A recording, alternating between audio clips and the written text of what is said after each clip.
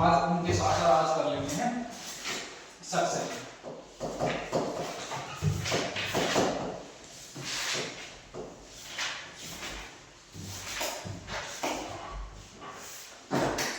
तो सक्सेस क्या होता है? सक्सेस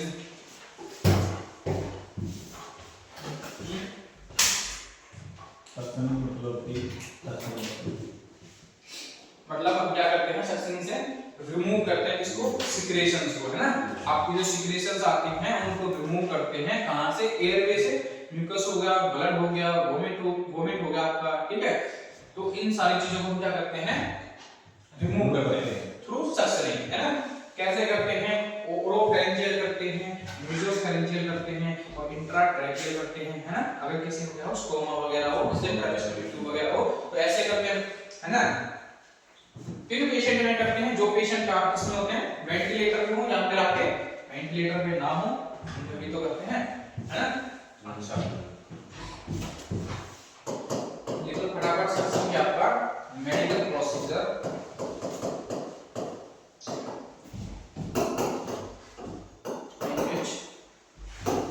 क्या करते हैं?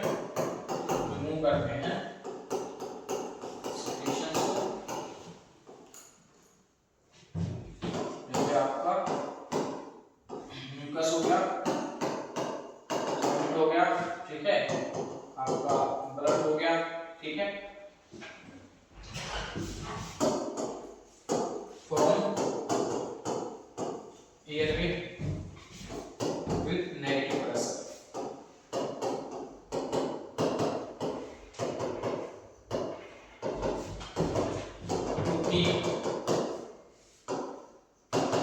एयरवे पेटेंट, ठीक है। एयरवे को पेटेंट करने के लिए नेगेटिव प्रेशर की सहायता से हम क्या करते हैं? सिक्रेशंस को रिमूव करते हैं। जैसे आपका म्यूकस हो गया, ब्लड हो गया, वोमिट हो गया, ठीक है, इन सारी चीजों को हम क्या करते हैं? रिमूव करते हैं, ठीक है। बहुत बढ़िया। चलो, अब सक्शन जो है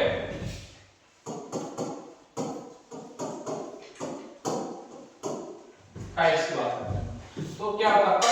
दो टाइप होते हैं।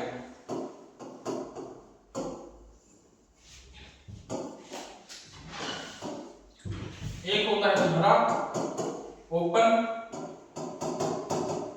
सेक्शन कैथेटर, ठीक है, और एक होता है तुम्हारा close.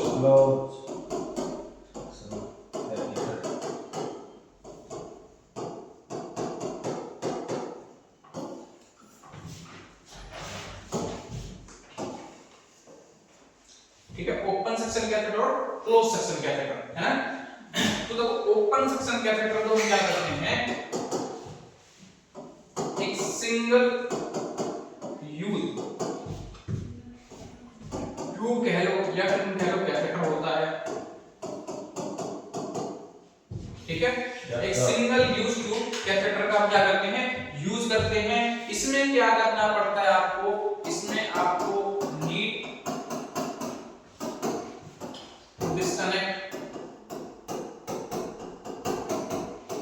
Patient from ventilator. Patient को वेंटिलेटर से डिस्कनेक्ट करने की जरूरत पड़ती है, फिर उसके बाद हम क्या करते हैं? सक्शनिंग करते हैं, ठीक है। ऐसा ही है, पेशेंट को सक्शन करने के लिए वेंटिलेटर से डिस्कनेक्ट करना पड़ता है, ठीक है। ये हम यूज करते हैं, commonly use in non ventilated patient. Non ventilated patient मतलब जो पेशेंट वेंटिलेटर पर नहीं होते ना, उनमें ये मेथड ज्यादा यूज करते हैं, ठीक है। ओके, मोस्टली तो जीआई के पेशेंट यूज करते हैं। जीआई मतलब गैस्ट्रोइंटेस्टाइनल इन्फेक्शन रखा हुआ है, स्टमक इन्फेक्शन। जीआई के में क्यों करेंगे? उन हर एक पेशेंट में यूज करेंगे जिनमें क्या सिक्रेशंस आ रही हैं, ठीक है। जो एंडोट्रैकियल, जो आपको जो इंट्यूबेटेड पेशेंट होते हैं, चाहे वो ईटी ट्यूब वाले हों चाहे एंडोट्रैकियल ट्यूब वाले हों, उनमें सक्शन करनी पड़ती है, कैंसर के ठीक है। पेशेंट होते हैं, ऐसा कोई स्पेसिफिक नहीं है कि कैंसर वाले में करनी होती है, उन पेशेंट में करनी होती है जिनमें क्या हो? सिक्रेशंस आ रही हो, और वो पेशेंट जिनका एयरवे क्या हो? पेटेंट ना हो, जो अपने एयरवे को खुद से मैनेज नहीं कर सकते, ठीक है। जिनमें एस्पिरेशन का रिस्क हो, समझ गए, वो पेशेंट, जैसे आपके अनकॉन्शियस पेशेंट, कोमेटोज पेशेंट, ठीक है, या फिर वो पेशेंट जैसे जो टीटी ट्यूब पे है लेकिन कॉन्शियस है लेकिन खुद से क्या नहीं कर सकते, एक्सपेल आउट नहीं कर सकते सिक्रेशंस को, ठीक है, उन पेशेंट में क्या करते हैं, सक्शन करनी पड़ती है, ठीक है। फिर ये कॉमनली यूज करते हैं इसमें नॉन वेंटिलेटेड पेशेंट में यूज करते हैं, और रिस्क ऑफ इन्फेक्शन क्या होता है इसमें ज्यादा होता है,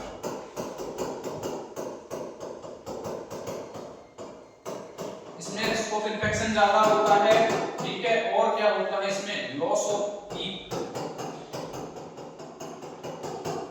पीप stand for positive end expiratory pressure, ये क्यों रखते हैं, ताकि जब पेशेंट वेंटिलेटर पे हो तो पीप सेट करते हैं, ठीक है, इसलिए रखते हैं ताकि जब एक्सपायरेशन के एंड में कुछ अमाउंट ऑफ एयर आपके एल्वेओलाई में रहे और वो कोलैप्स ना हो। तो अगर हम पेशेंट को वेंटिलेटर से हटा के सक्शन कर रहे हैं तो पीप भी तो लॉस हो रहा है उसमें, जो पीप मेंटेन कर रहे हैं तो वो नहीं हो पाएगी, ठीक है, इसमें लॉस ऑफ पीप, ठीक है, ये सारी चीजें होती है इसमें ओपन वाले में, ठीक है। Yes sir. अब चलते हैं क्लोज सक्शन में। तो क्लोज सक्शन कैथेटर जो है, क्लोज सक्शन कैथेटर, इसमें क्या है, पेशेंट को वेंटिलेटर से डिस्कनेक्ट करने की जरूरत नहीं पड़ती। आपका जो सक्शन कैथेटर होता है ये इनक्लोज होता है, किसमें, स्लीव में, प्लास्टिक की स्लीव थैली होती है उसमें बंद होता है सक्शन कैथेटर, उस प्लास्टिक की थैली से कवर होता है और वो डायरेक्टली अटैच होता है किससे, वेंटिलेटर से, ठीक है। तो क्या है इसमें, क्या है, no need to disconnect from ventilator,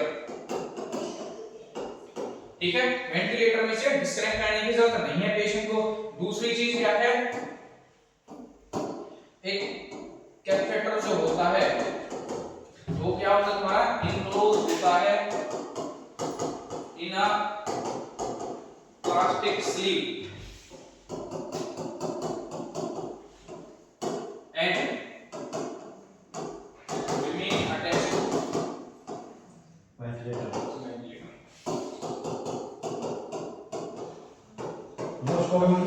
अभी दिखाऊंगा मैं तुम्हें क्लोज कैसा होता है, ओपन कैसा होता है, ठीक है। क्लोज सेक्शन यूज किया, क्लोज यूज किया, रीयूजेबल होता है कौन सा, ये क्लोज, रीयूजेबल कोई से नहीं होते, डिस्कार्ड करने पड़ते हैं, चेंज करना पड़ता है, ठीक है। अब ये जो सक्शन कैथेटर है कौन सा, तुम्हारा क्लोज वाला, ठीक है, ये ना तुम्हारा जो ये होता है सक्शन कैथेटर क्लोज वाला, इसको क्या करना है तुम्हें, चेंज करना है, क्या करना है तुम्हें, चेंज करना है। इसका लिखो चेंजिंग टाइम, तो इसका जो चेंजिंग टाइम होगा मतलब 24 टू 72 आवर्स, ठीक है, 24 to 72 hours according to manufacture guidelines, ठीक है। भाई कई मैन्युफैक्चर गाइडलाइंस होती है कि 24 आवर में करो, कभी कुछ कहते हैं भाई आप 72 में करो, ठीक है। तो अकॉर्डिंग टू गाइडलाइंस या फिर अकॉर्डिंग टू भाई डॉक्टर ऑर्डर या फिर पेशेंट की कंडीशन, अगर हाईली इन्फेक्टेबल पेशेंट है 24 घंटे में चेंज करना है, ठीक है। मैं जहां काम करता था डेली चेंज करते थे सक्शन कैथेटर को।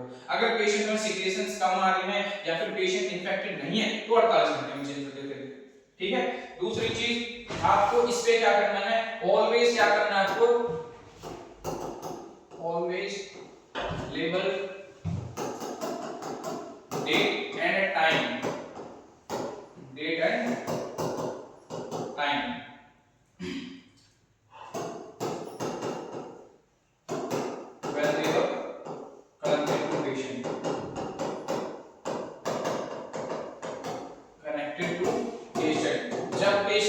कनेक्ट करते हो ना क्लोज सक्शन कैथेटर, तो उस पे डेट और टाइम मेंशन करना है तुम्हें, ठीक है, डेट और टाइम मेंशन करना है, ठीक है, कि तुमने कब कनेक्ट किया है, वो डेट और वो टाइम मेंशन करना है, ठीक है, हमेशा याद रखना इस बात को, ठीक है। अच्छा, ये जो आपका जो सक्शन कैथेटर है, क्लोज सक्शन कैथेटर है, ये दो लेंथ में आता है, दो साइज में आता है, ठीक है, अवेलेबल है ये, अवेलेबल टू साइज, ठीक है, दो साइज में ये है अवेलेबल है, एक फॉर ईपी सक्शनिंग, मतलब जब पेशेंट को क्या हो, एंडोट्रैकियल ट्यूब हो, क्या हो, एंडोट्रैकियल ट्यूब हो, तो एंडोट्रैकियल ट्यूब जब पेशेंट को ईटी ट्यूब, पता है ईटी ट्यूब जो मुंह से डालोगे, एंडोट्रैक्टर ट्यूब हो तब जो इसकी जो हम यूज करते हैं वो होता है आपका 54 सेंटीमीटर, ठीक है 54 सेंटीमीटर। और जब आपकी क्या हो टीटी ट्यूब हो, क्या हो टीटी ट्यूब ट्रैकेस्टोमी ट्यूब हो, तो उसमें जो यूज करते हो वो होता है 30.5 सेंटीमीटर। तो ये दो लेंथ में अवेलेबल है, यानी कि दो साइज में अवेलेबल है। एक है 24 सेंटीमीटर जो हम यूज करते हैं टीटी सेक्शन के लिए, और दूसरा होता है ट्रैकेस्टोमी ट्यूब, यानी कि अगर पेशेंट को टीटी है ट्रैकेस्टोमी ट्यूब लगी है तो उसमें यूज करते हैं 30.5 सेंटीमीटर वाला, ठीक है। ये दो लेंथ में अवेलेबल है, इसी में ऐड करना यहां लिखना, ठीक है, इसी का ही लिख रहा हूं, ठीक है। रिस्क ऑफ इन्फेक्शन क्या है इसमें, लेस है, ठीक है, एज कंपेयर टू ओपन, ठीक है। दूसरी चीज क्या है, no loss of peep, no loss of peep, भाई पेशेंट को डिस्कनेक्ट करने की जरूरत नहीं पड़ रही तो लॉस ऑफ पीप भी नहीं होगा, ठीक है। तो ये है आपका क्या ओपन और क्लोज टाइप का, ठीक है।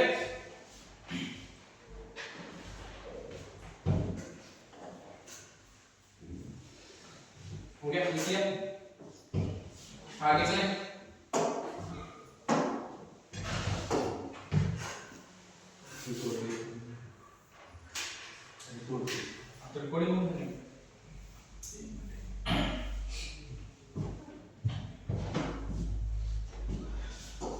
तो ये तो हमने की according to suction catheter type की जो हमने बात की, तो सक्शन कैथेटर के हिसाब से, क्योंकि दो तरीके के सक्शन कैथेटर होते हैं, ओपन और क्लोज, ठीक है। दोनों की इमेज में यहां ऐड कर देता हूं।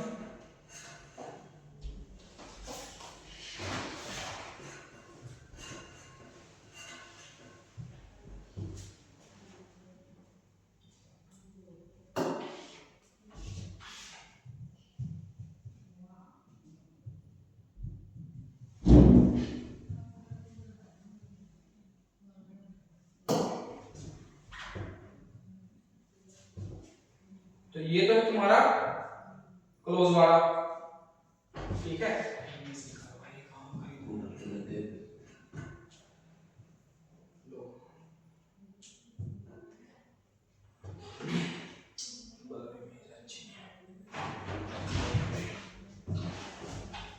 अब दिख रहा है, नहीं दिख रहा, जो हमारा टीटी होता है क्लोज होता है, टीटी और टीटी। चलो ये देख लो, ये दिख रहा है, ये वाला ये इमेज दिख रही है, ये तो हो गया क्लोज वाला, ठीक है। ये रहा एक क्लियर इमेज,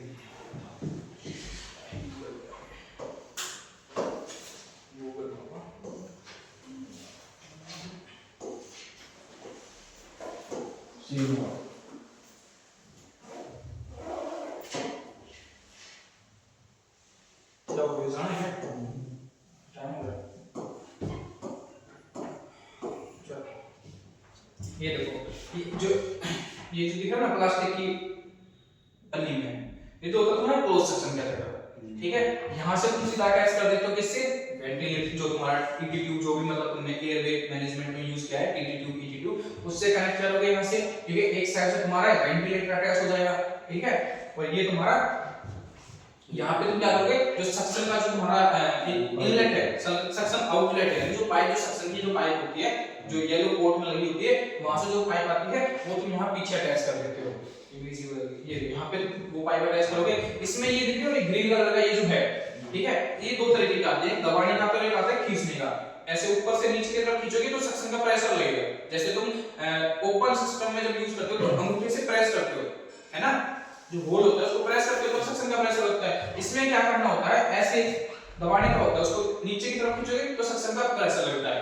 यहाँ पे छोटी सी ना, जैसे इसमें यहाँ पे दे रखी है, कईयों में यहाँ पे होती है, यहाँ पे क्या करना है आपको 20 ml की सिरिंज अटैच करनी है NS से भरी हुई, ठीक है, ताकि जब तुम बाद में कैथेटर को प्लस करोगे ना तो उससे क्या करोगे, तुम बाहर को कैथेटर को निकालोगे, यहाँ से पुश करोगे और यहाँ से इसको दबाओगे, वो प्लस हो जाएगा साथ के साथ, ठीक है। ये होता है तुम्हारा कैसा क्लोज वाला, ठीक है। और ओपन वाले में तुम्हें क्या करना है, सिर्फ सक्शन कैथेटर का यूज करना है, ये यूज करना है।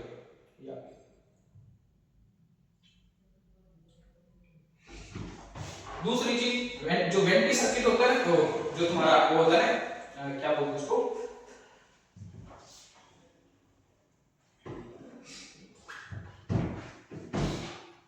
ट्रैकियल टी, जो तुम्हारा ट्रैकियल टी होता है ना, वेंटी सर्किट वो जो तुम्हारा एचएमवी फिल्टर होता है, और एचएमवी फिल्टर से पहले क्या लगाते हैं?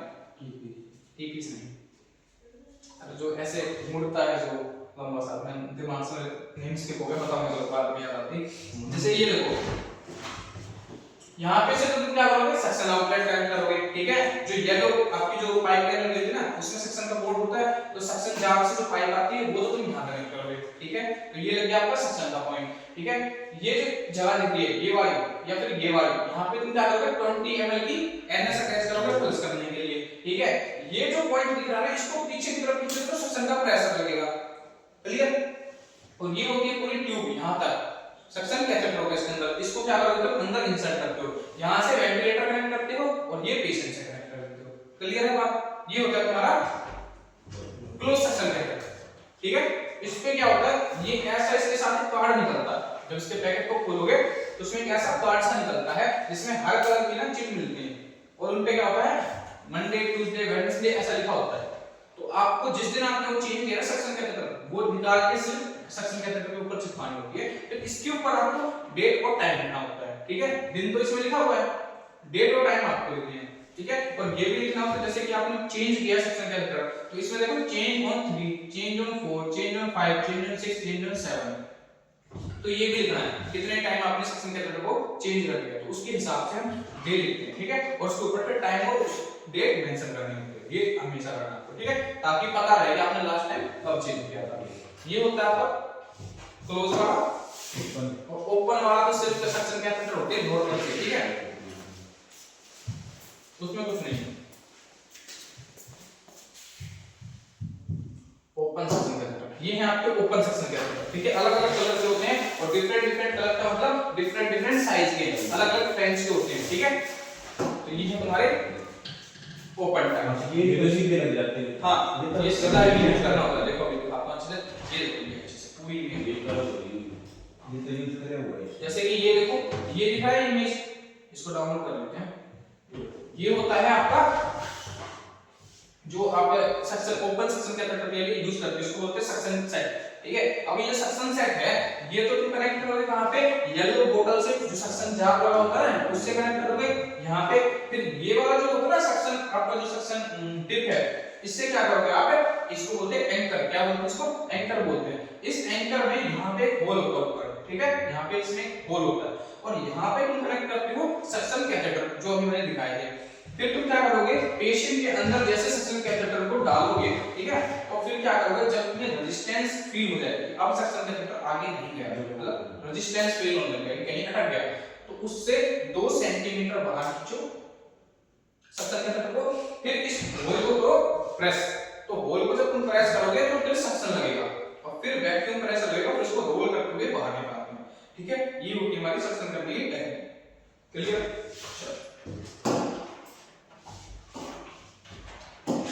एक सेकंड कैथेटर लगा रहा हूं, इसको देखो, ठीक है।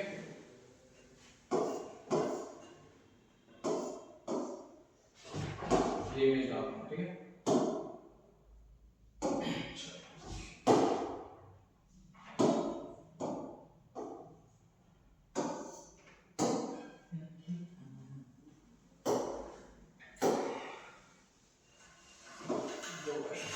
ये रहा हमारा क्लोज सक्शन कैथेटर, ठीक है, और दूसरा ओपन सक्शन कैथेटर, ये रहा हमारा ओपन सक्शन कैथेटर, ठीक है।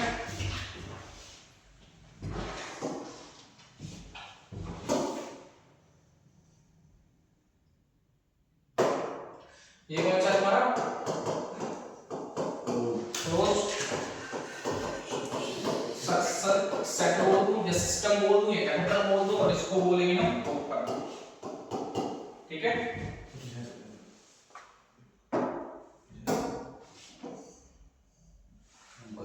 ओटीपी वाला नहीं है ना, इसको कुछ भी नंबर होते हैं लिखते ही नहीं, ठीक है। ये हो गया तुम्हारा, नहीं बोलोगे। यहां से तुम्हें क्या करना है? देखो ये तुम्हारा क्या है? सक्शन इनलेट, क्या है तुम्हारा?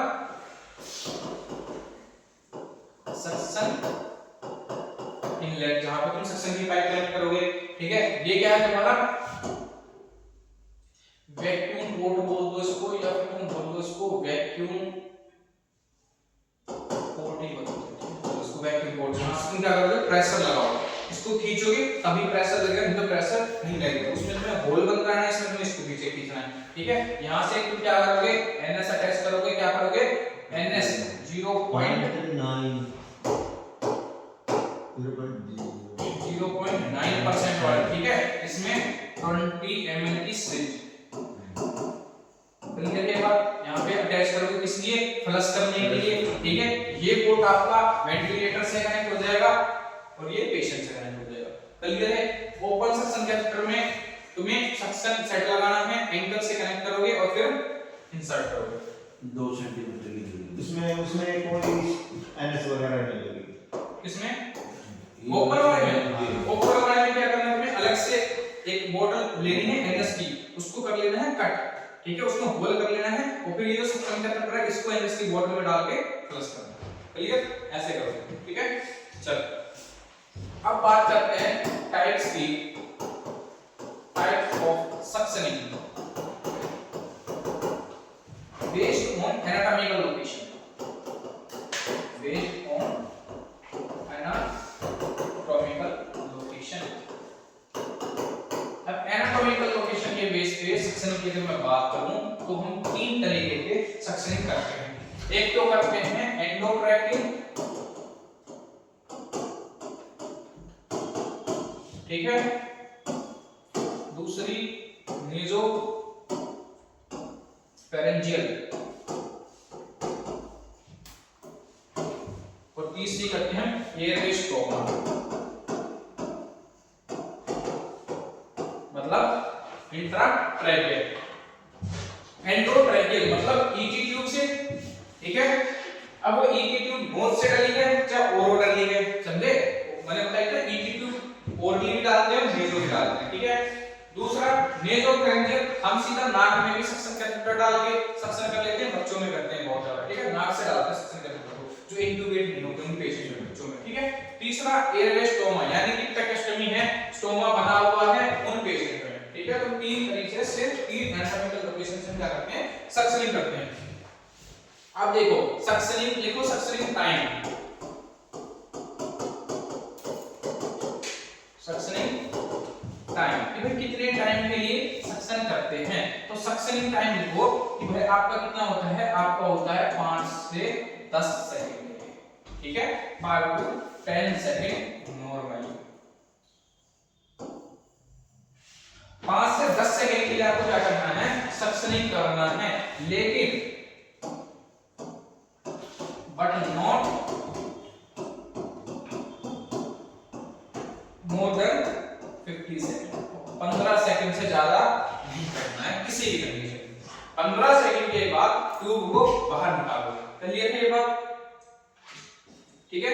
कितना टाइम है, 5 से 10 सेकंड का, but not more than 15 second, 15 second से ज्यादा का टाइम तुम्हें नहीं लेना है, ठीक है।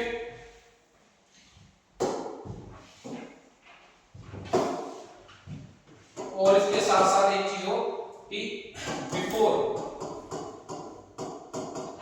Before and after, before and after suctioning क्या करना है आपको, क्लाइंट को करोगे तुम हाइपर ऑक्सीजनेट, ठीक है। Before and after suctioning hyper oxygenate करोगे क्लाइंट को या फिर पेशेंट को with 100% oxygen for 2 minute, 2 minute के लिए हाइपर ऑक्सीजनेट करोगे क्लाइंट को, ठीक है, before and after suctioning for 2 minute के लिए और 100% ऑक्सीजन के साथ।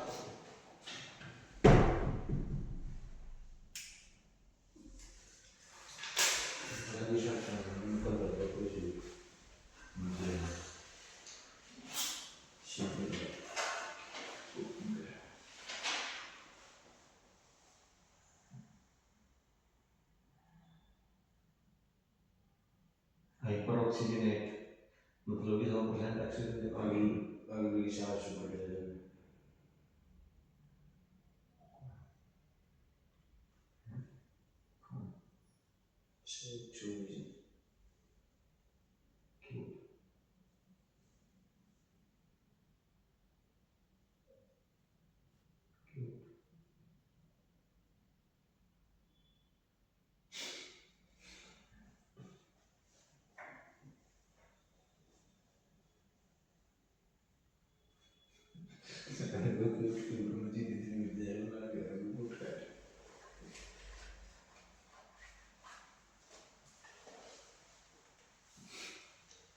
मेरा तो आ गया नहीं मेरा तो आ गया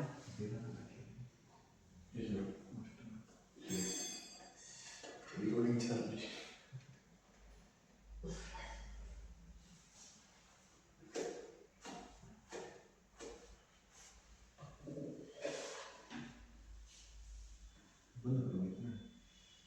पिंजी कितने बजे बंद हो जाए पिंजी का गेट खेलूं के कर दे जाओ पिंजी ना बंद हो हमारा कर दे जाओ बेचारा हमारा नहीं खुले तो जाएगा खुला रहेगा कितने मिनट में खुला रहेगा एक मिनट और ना ले कोई यार दूसरे कितना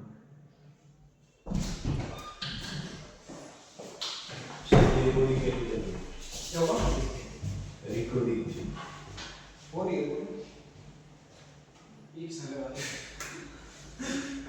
सर्वर का ठीक है क्या करेंगे बिफोर एंड आफ्टर सक्सेनिंग क्या करेंगे हाइपर ऑक्सीजनेट करेंगे क्लाइंट को विद 100% ऑक्सीजन के साथ फॉर 2 मिनट के लिए ठीक है अब बात करते हैं सक्शन कैथेटर के साइज की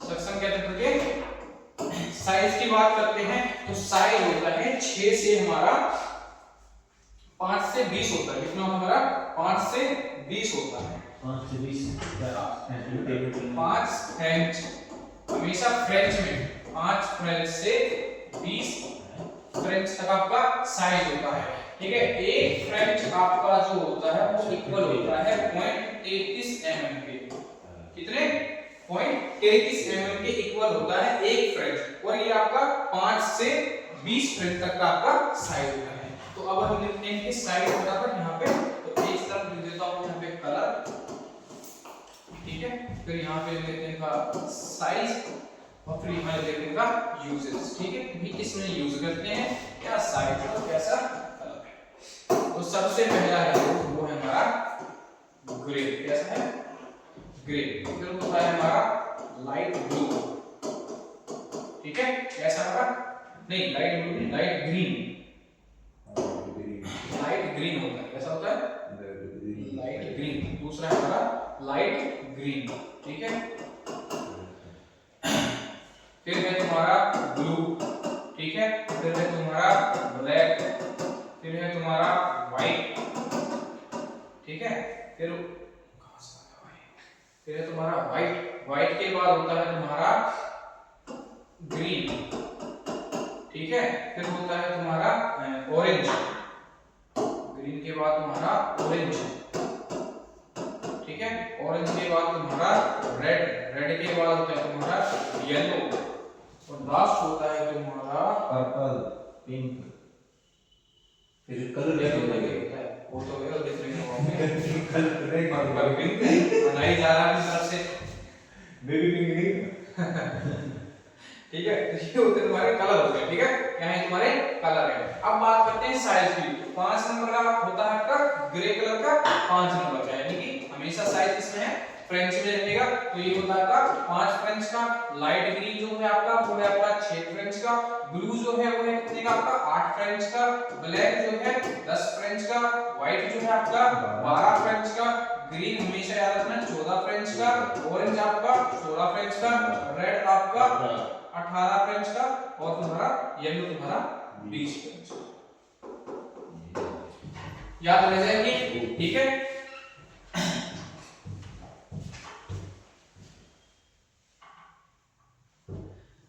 ट्रिक बताओ यस सर तो ट्रिक लिखो भाई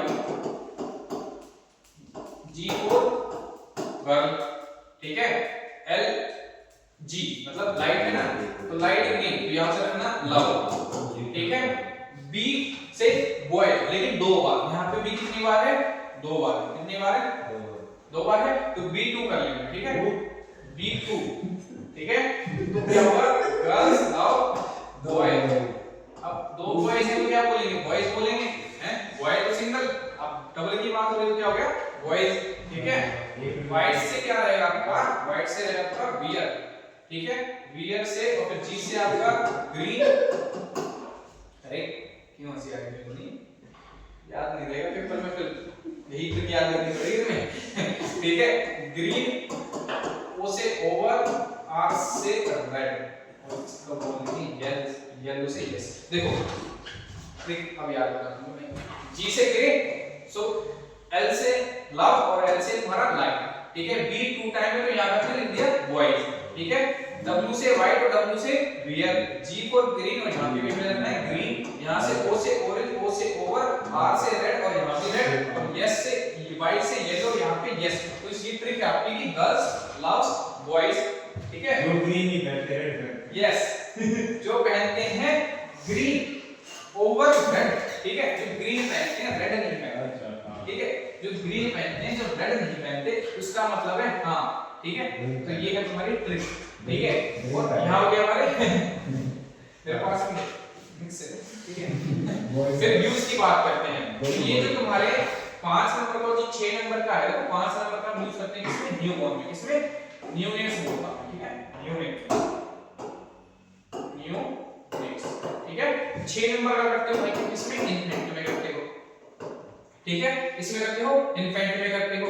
8 से 10 नंबर का तुम करते हो किसमें, चाइल्ड में, किसमें करते हो, चाइल्ड में करते हो। 12 से 14 तुम किसमें करते हो भाई, अडल्ट में करते हो, किसमें करते हो, अडल्ट में करते हो। और 16 18 को भूल जाओ।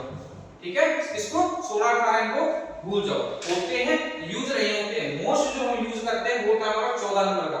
ठीक है, ग्रीन का ग्लास यूज करते हैं, क्या ग्रीन का ग्लास यूज करते हैं, लेकिन तो ग्रीन नहीं। हाँ, आपको हॉस्पिटल में ऑरेंज में भी मिल जाए। ठीक है, ऑरेंज में भी मिल जाए, लेकिन ये रेड और येलो नहीं मिलेंगे।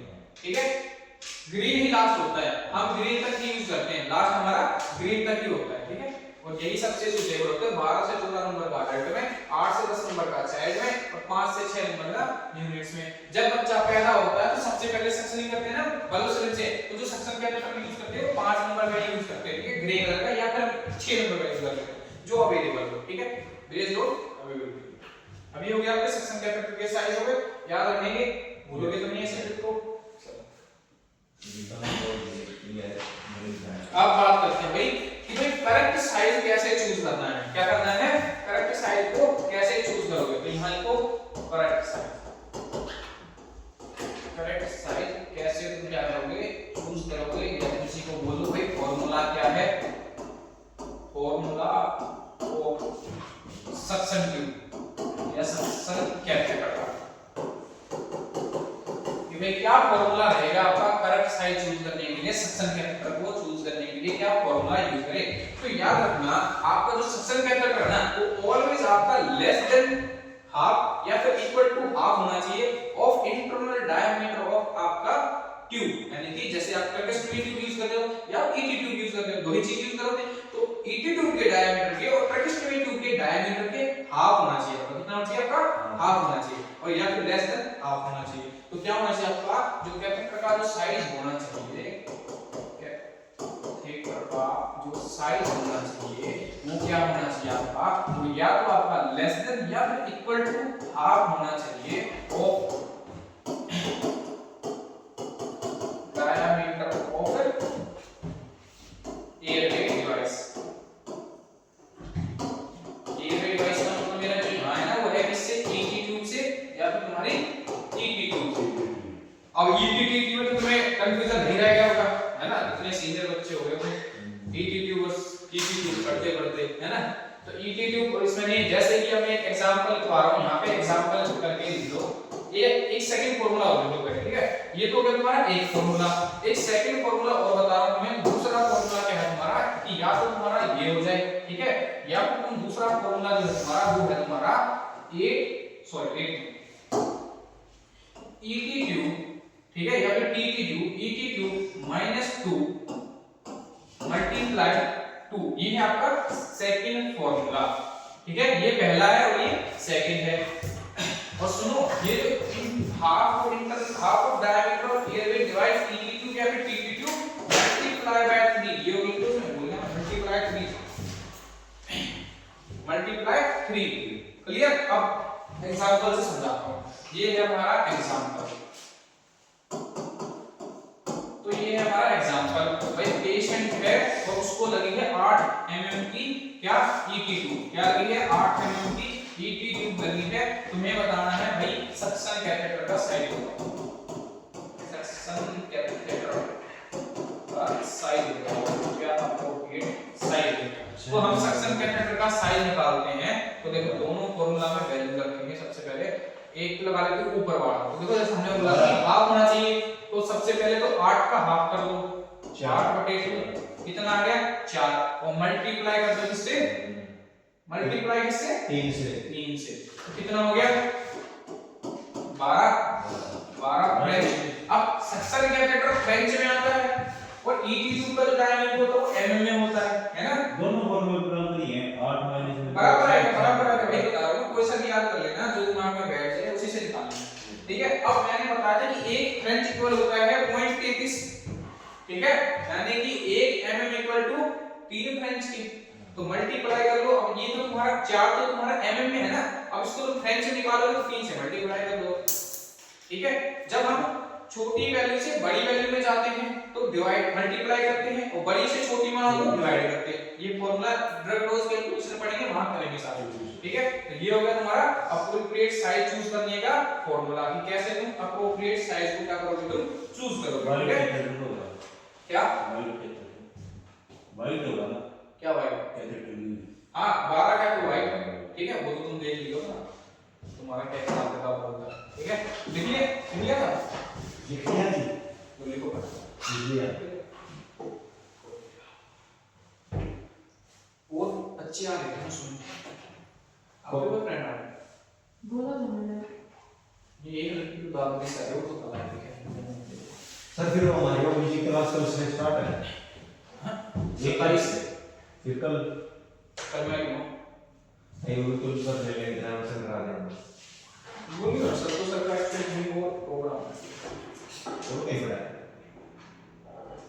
हां ओके कोई नहीं, तब तक फंडामेंटल को करते हैं, और मैं जाने से पहले तुम्हारी बंदा की बात होगी कितने चार दिन, हां खत्म 28 को मैं वैसे ही खत्म कर दूंगा, लेकिन ये नहीं अब साथ के साथ तुम्हारा मैं कुछ और चीजों का रिवीजन भी करवा दूंगा, और साथ में मैं कुछ क्वेश्चन सॉल्व करवाऊंगा, ठीक है। फंडामेंटल का रिवीजन करवा भूलोगे वो 8 से 7 बजे तक क्लास वो भी करूंगा, वो नहीं हुआ, एक बार थोड़ा सिलेबस फिर क्वेश्चन की क्लास चला देंगे, यहाँ पे एमसीक्यू सॉल्व किया आते हैं, चलो आप छोटे हैं नहीं तो आप प्रिपेयर कर देंगे, तो मैं चाहे नोट्स का कुछ एचएसएससी छोटे ही कुछ नहीं। अभी मैं यहाँ से फ्री होने के बाद जाऊंगा ना, तो फिर उसमें तुम्हें लाइव क्लासेस में मैं भेजता हूँ, फॉर्मूला दोबारा देखो 8 mm की ट्यूब है, हमने बोला था कि हाफ होना चाहिए डायमीटर ऑफ एयरवे, तो हाफ 8 का आधा करो सबसे पहले, 1/2 आधा हो जाएगा 4 आ जाएगा, उसको मल्टीप्लाई करता हूं 3 से, ठीक है। दूसरा फार्मूला था कि मैं ET क्यूब - 2 into 2, तो दूसरे फार्मूले से अगर मैं निकालूं तो ET क्यूब कितने की है 8 नंबर की, 8 में से माइनस करो 2 को, तो कितना हो गया 6, तो 6 को मल्टीप्लाई कर दो 2 से, तो 6 को मल्टीप्लाई कर दो 2 से, आपकी 12 फ्रेंच का ही साइज आ जाएगा, ठीक है। ये है एक French is equal to 0.33 mm, कितना सोच के mm बोला तुमने,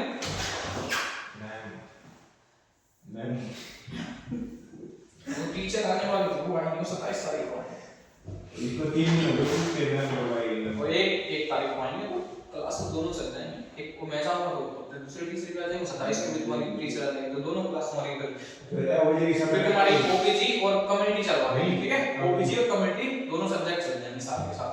चलो अब बात करते हैं सक्शनिंग फ्रीक्वेंसी, इसकी सक्शनिंग फ्रीक्वेंसी, सक्शनिंग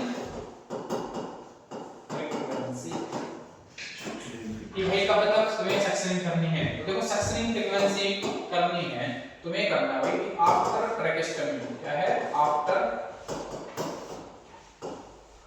ट्रैकियोस्टोमी, ये ई है भाई, ये मेरा मिल जाता है इसमें, ठीक है। आफ्टर ट्रैकियोस्टमी फर्स्ट 24 आवर,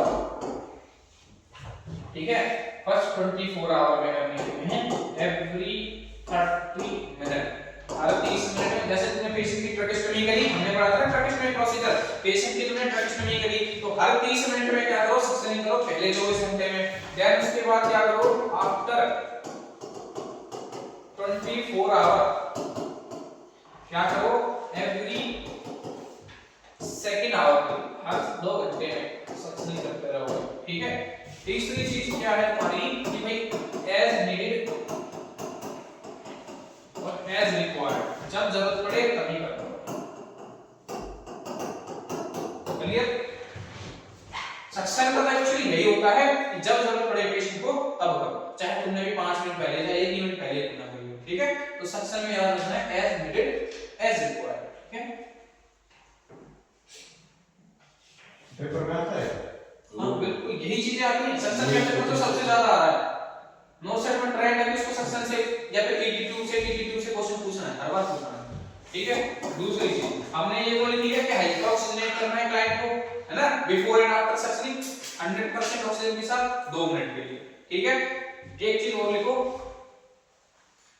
क्या करोगे, सक्सेन का जो प्रेशर है ना, सक्सेन प्रेशर अप्लाइड करोगे तुम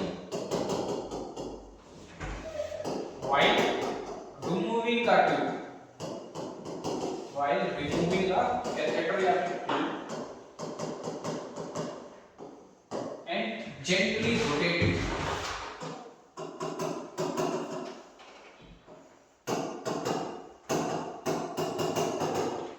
ठीक है। सक्शन कैथेटर इंसर्ट किया कब तक करते हैं, जब तक तुम्हें रेजिस्टेंट फील ना हो जाए, पहली बात, ठीक है। जैसे ही तुम्हें रेजिस्टेंट फील हुआ, सक्शन कैथेटर आगे नहीं जाता, तो उससे 1-2 सेंटीमीटर बाहर खींचो सक्शन कैथेटर को, 1 से 2 सेंटीमीटर, ठीक है। और फिर क्या करो, प्रेशर लगाओ और कैथेटर को मूव करते हुए जेंटली रोटेट करते हुए बाहर निकालो। ऑलवेज प्रेशर अप्लाई करना है व्हाइल रिमूविंग द ट्यूब, कभी भी ट्यूब इंसर्ट करते टाइम पे सक्शन कैथेटर में प्रेशर अप्लाई नहीं करना है, ठीक है। चलो और क्या करोगे, फ्लश करोगे, है ना, फ्लश करोगे कैथेटर को, इससे 0.9% NaCl के साथ इसी सॉल्यूशन से कैथेटर को क्या करोगे तुम, फ्लश करोगे, ठीक है। अच्छा अब लिखते हैं सक्शन का प्रेशर, क्या सक्शन का प्रेशर, कि भाई जब तुम सक्शन करते हो तो प्रेशर रखना कितना है, प्रेशर की तो बहुत बात कर ली, तो लिखो सक्शन प्रेशर, कि भाई सक्शन का प्रेशर क्या रखोगे, तो सक्शन प्रेशर यूनिट में भी है, न्यूनेट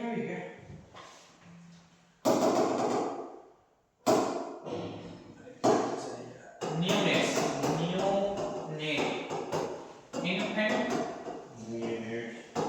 चाइल्ड और अडल्ट, ठीक है। अब देखो इन न्यूनेट्स में कितना रखोगे, न्यूनेट में रखोगे 40 से 60 mmHg, इन्फेंट में कितना रखोगे 60 से 80 mmHg, और चाइल्ड में कितना रखोगे तुम 80 से 100 mmHg, और अडल्ट में कितना रखोगे 100 से 120 mmHg,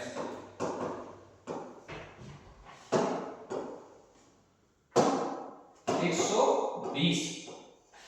क्लियर है ये बात। कुछ कहती हैं कि भाई 120 से 140 रखोगे, ठीक है, तो कंफ्यूज मत होना,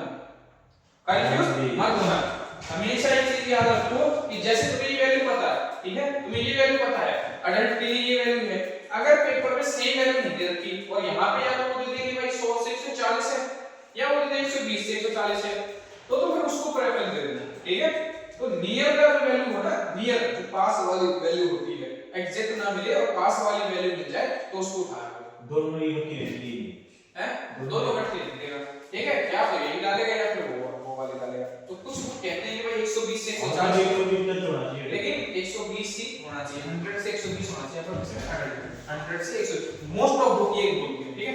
हाँ मतलब बीच में से उठा के दे दी, जैसे 75 से इसका वो कर दिया, हाँ ठीक है। तो ये होता है आपका सक्शन प्रेशर, सक्शन टाइम की बात कर ली, सक्शन कैथेटर की बात कर ली, how to calculate suction catheter size वो बात कर ली, सक्शन फ्रीक्वेंसी की बात कर ली, ठीक है। अब बात करते हैं कॉम्प्लिकेशन की, कि जब सक्शनिंग करते हैं तो क्या क्या कॉम्प्लिकेशन हो सकती है,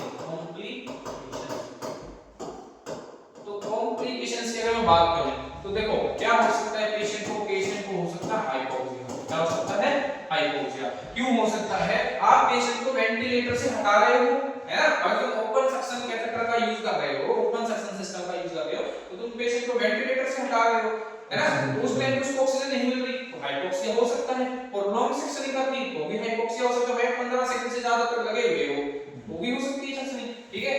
और टाइम में अगर ऑक्सीजन से दूर रहेगा पेशेंट तो वो किसी बात हाइपोक्सिया होगा, ठीक है? और क्या हो सकता है? ब्रेडिकार्डिया। क्या हो सकता है? ब्रेडिकार्डिया। अब ब्रेडिकार्डिया क्यों होता है? Due to vagus nerve stimulation, vagus nerve stimulation. Heart rate कम होने लगी। हाँ, और ये क्यों कम होता है? ये होता है आपका डीप सक्शनिंग से। और कैसे 50 से नीचे क्या 50 से नीचे? हार्ट रेट कितने कम होने लगी? Bradycardia less than 60, heart beat अगर लेस देन 60 आ जाए तो ब्रेडिकार्डिया, है ना? तो डीप सक्शनिंग करते हैं, तो हम डीप तक जाते हैं, ज्यादा डीप सक्शनिंग करते हैं तो उससे वैगस नर्व स्टिमुलेट होती है और यहाँ पे पेशेंट में ब्रेडिकार्डिया देखने को मिलता है। और क्या हो सकता है? पेशेंट को इन्फेक्शन हो सकता है। क्या हो सकता है? सेप्टिसीमिया बोलो, इन्फेक्शन बोलो, एक ही बात है, ठीक है? तुम मेडिकल टर्म ज्यादा यूज कर रहे हो हैं। पेशेंट को हो सकता है वेंट्रिकुलर एसोसिएटेड न्यूमोनिया। क्या हो सकता है? वेंट्रिकुलर एसोसिएटेड न्यूमोनिया हो सकता है पेशेंट को। और क्या हो सकता है? Mucosal injury. भाई तुमने सक्शन कैथेटर इंसर्ट किया और इंसर्ट करते टाइम प्रेशर लगा दिया और जो म्यूकोजा जो अंदर वाली जो लेयर होती है उसको क्या कर देगी? सक कर लेगी, ठीक है? तो इंजरी कॉज करेगी प्रेशर के बाद, तो म्यूकोजल इंजरी हो सकती है। नोज में भी हां, अगर नाक वाली उसी को ही बोलते हैं। सुनो अंदर वाली जो लाइनिंग है वो क्या होती है? म्यूकोजा होती है, चाहे वो नाक की हो, चाहे मुंह की हो, चाहे ट्रैकिया की हो, म्यूकोजल इंजरी, ठीक है? क्लियर है ये बात? देते हैं नाक के बच्चों देते हैं कौन से न्यूरोन। अच्छा, डाउट है कोई? क्लियर है? इसे कुछ पूछना है, ठीक है? सक्शनिंग खत्म, ठीक है? अब बात करते हैं अगले इसको, वो है हमारा एनजी। क्या है? NG.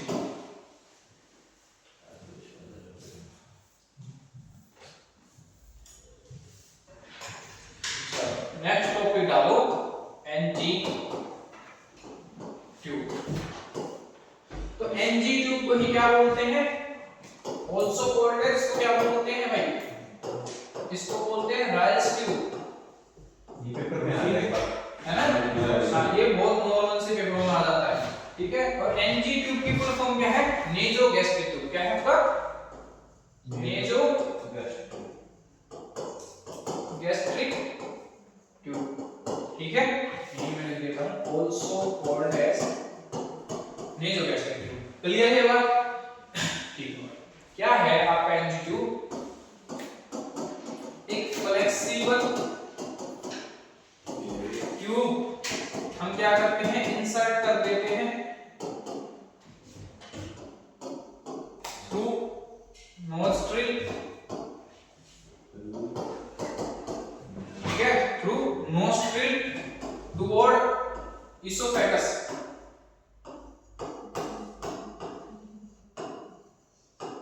Toward oesophagus into stomach, ठीक है? नोस्ट्रिल नाक के थ्रू इसोफेगस से होते हुए सीधा पेट में ट्यूब डाल देते हैं हम, उसको क्या बोलते हैं? नेजोगैस्ट्रिक ट्यूब बोलते हैं, ठीक है? देख लिया? अब देखो इसका पर्पस। तो देखो पर्पस तो बहुत सारे हैं, नाम से समझ गए। नेजोगैस्ट्रिक तुमने देखी भी होगी कभी, तो तुम्हें समझदार हो इतने तो कि भाई पेशेंट को खाना देने के लिए है ना?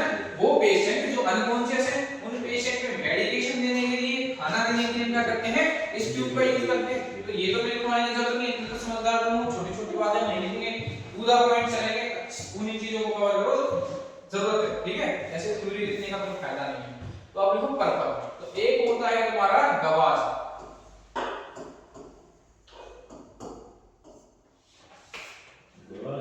हाँ, एक होता है गवाज और एक होता है तुम्हारा लवाज।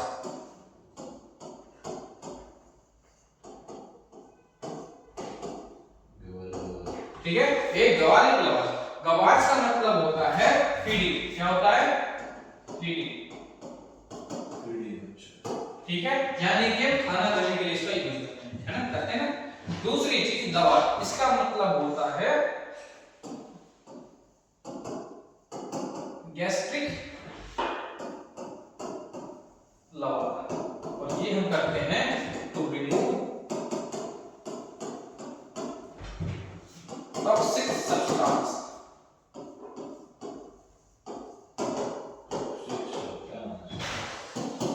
From stomach.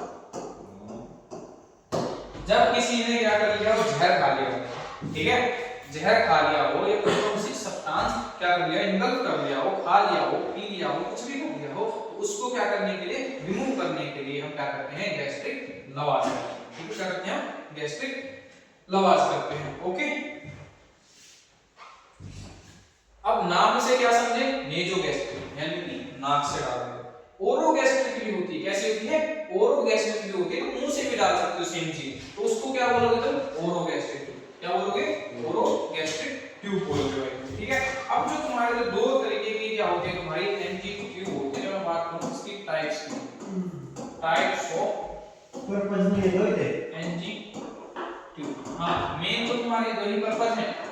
अब फीडिंग से समझ जाना, फीडिंग में तुम्हारा खाना, ठीक है, और तुम्हारा मेडिकेशन सब देनी है तुम्हें पेशेंट को। ठीक है, कई बार स्टमक डीकंप्रेशन के लिए भी यूज करते हैं, इसलिए करते हैं स्टमक डीकंप्रेशन के लिए। जैसे पेशेंट के ना गैस डिस्टेंशन हो जाए, पेट में गैस बन रही है, जो सर्जिकल पेशेंट होते हैं, पोस्ट ऑप सर्जरी वाले जो पेशेंट होते हैं, उनमें स्टमक डीकंप्रेशन के लिए भी क्या करते हैं, एनजी ट्यूब डालते हैं, उससे एक बैग लगा देते हैं, नाक के थ्रू डाल, है ना, नाक के थ्रू डाले ट्यूब और एक बैग अटैच कर दिया, ताकि जो गैस भरी पड़ी है पेट में बाहर निकल जाए।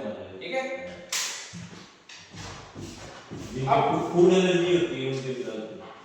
जो भी हमें गैस की कंटेंट जब बाहर निकालना हो तो डालते हैं। ठीक है, चलो अब करते हैं भाई टाइप्स ऑफ एनजी ट्यूब। तो इसमें आपकी दो टाइप्स होती हैं जो हम कॉमनली यूज करते हैं। एक होती है तुम्हारी लेविन ट्यूब और दूसरी होती है तुम्हारी सलीम सम ट्यूब। सलीम,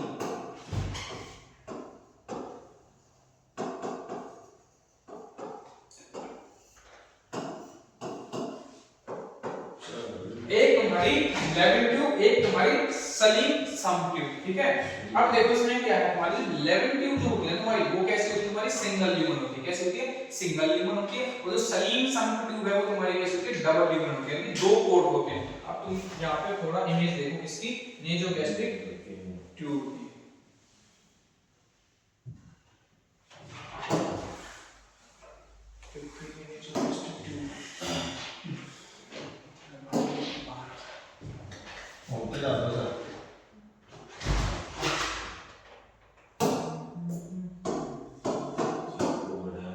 एनजी ट्यूब थोड़ा साइज हटा है, चलो ये रही तुम्हारी एनजी ट्यूब। क्या है तुम्हारी एनजी ट्यूब, दिख रही है, नाक से डाल दिया, सांस ली पेट में। ठीक है, ये है तुम्हारी NG tube photo. Live tube है ये, क्या लाइव ट्यूब, हाँ लेविन ट्यूब दिखा दो, बहुत है बड़ी है, लेविन ट्यूब और सलीम सम ट्यूब सारे दिखा देंगे। डाल के दिखाओ। रखी दो बच्चे सब मेरे टॉक्सिक सब्सटेंस ये रखिए, ये है आपकी लेविन ट्यूब और ये है आपकी सलीम सम ट्यूब। ठीक है, इसमें दो पोर्ट ऑफ द पोर्ट, बिल्कुल, इसमें दो पोर्ट हैं आपके। ये एक है लार्ज ल्यूमन फॉर सक्शनिंग और गैस्ट्रिक कंटेंट के लिए, दूसरा है तुम्हारा एयर वेंट के लिए। ये जो तुम्हारा इसमें सिंगल ल्यूमन है, इसके लिए फूड वगैरह के लिए करते होंगे।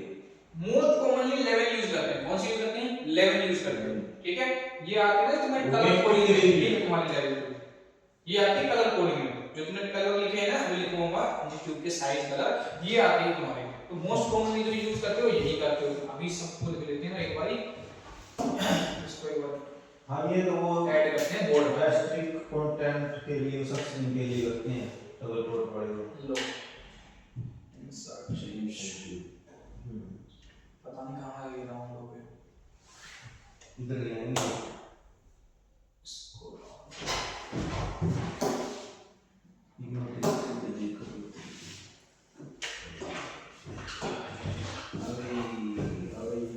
ये क्या हो गया,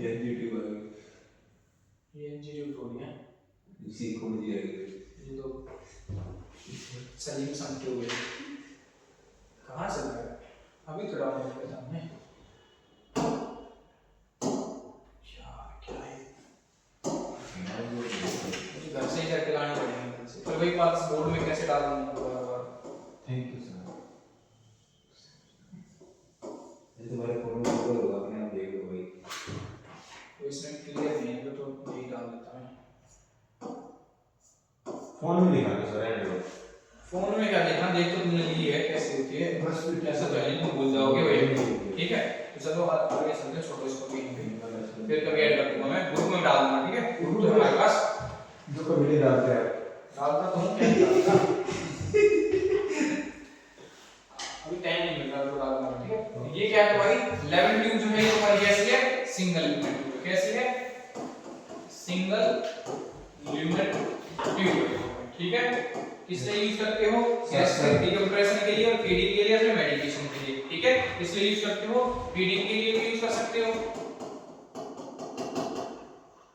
एंड मेडिकेशन के लिए। ठीक है, यूज करोगे। सक्शन के लिए भी। सक्शन के लिए भी निकलो यहाँ पे, गैस्ट्रिक अरे भाई हॉस्पिटल में बस एक ही ट्यूब मिलती है और ये है तुम्हारी 11 ट्यूब, वही चलती है सब केस में। ठीक है, ये तो बस होती हैं लेकिन दिखने को कहीं नहीं मिलती। ठीक है, ये जस्ट होती हैं जो सप्लाई हुआ है वो तो हाँ जो सब तो है। अरे हॉस्पिटल में अब ये ट्यूब महंगी आती है भाई, ये ट्यूब महंगी आती है। सरकारी हॉस्पिटल में बेड तो मिल नहीं रहे, ट्यूब कहां से मिलेगी? हैं, इतना खर्चा थोड़ी करेगी गवर्नमेंट। ये तुम्हारे कैसी होती है, ये तुम्हारी डबल ल्यूमेन, ये है तुम्हारी डबल ल्यूमेन ट्यूब है। ठीक है, ओके, ये तुम इसलिए यूज करते हो, ये तुम यूज करते हो सक्शनिंग के लिए, मेडिकेशन वगैरह सब चीजों के लिए। ठीक है, फीडिंग के लिए होगी तुम्हारी, मेडिकेशन के लिए होगी तुम्हारी। ठीक है, और दूसरी चीज में क्या होती है, इसको पिगटेल, जो अलग दूसरा कोड है ना, क्या है तुम्हारा पिगटेल। जो सेकंड कोड है वो होता है फॉर इंटरमिटेंट या फिर कंटीन्यूअस सक्शनिंग के लिए। ठीक है, और गैस्ट्रिक कंटेंट को सक्शनिंग के लिए इंटरमिटेंट और हाँ उसी को बोलते हैं इंटरमिटेंट और कंटीन्यूअस सक्शनिंग। प्राइमरी क्या होता है? अरे पिगटेल इसका वो दूसरा कोड है ना, उसका नाम है पिगटेल। जैसे उसमें अलग से नीली कलर की जो उसमें दिखा रहा था ना इमेज में, अलग से उसको बोलते हैं पिगटेल, नाम दे दिया उसको। ठीक है, कि भाई वो पिगटेल होती है तुम्हें। ये हो गया तुम्हारा।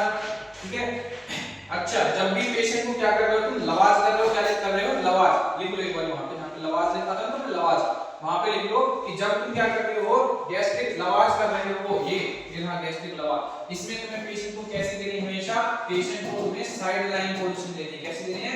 साइड लाइन पोजीशन देनी है, मतलब करवट बुला के। ठीक है, सुपाइन पोजीशन में गैस्ट्रिक लवाज नहीं करना है, साइड लाइन पोजीशन में करना है। ठीक है, तो यहां पे लिख लो साइड लाइन पोजीशन में देनी है पेशेंट को गैस्ट्रिक लवाज के लिए। ठीक है, हो गया क्लियर?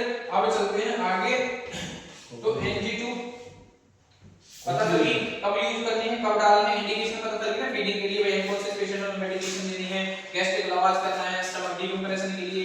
ठीक है, गैस रेजिस्टेंस होगी एब्डोमेन में, उसको रिमूव करने के लिए। ठीक है, ये सारी चीजें हमारी जाती इसका इंडिकेशन की। अब बात करते हैं टाइप्स की, टाइप्स की अकॉर्डिंग टू टाइम। ठीक है, इसकी टाइप्स की बात करते हैं according to time. Type of NG tube according to time. तो भाई अकॉर्डिंग क्या, अकॉर्डिंग टू टाइम होगा ना। हट, अच्छा टाइप इंग्लिश दिया क्या, बोल तो टाइम ही जाता, टाइप ही जाता, TYP टाइप। ठीक है sir, type of NG tube according to time. तो इसमें तुम्हारे दो टाइप आ गए, एक तुम्हारा टेम्पररी और एक तुम्हारा परमानेंट। ठीक है, एक तुम्हारा परमानेंट, एक है तुम्हारा टेम्पररी।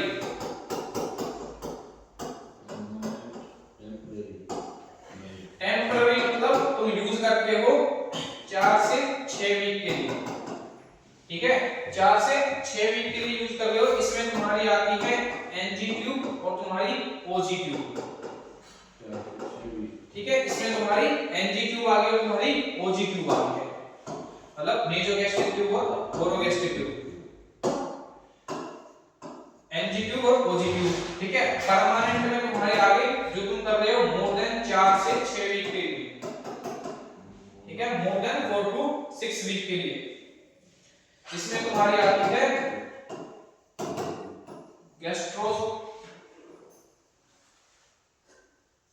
गैस्ट्रोटोमी और जुजिनोस्टोमी,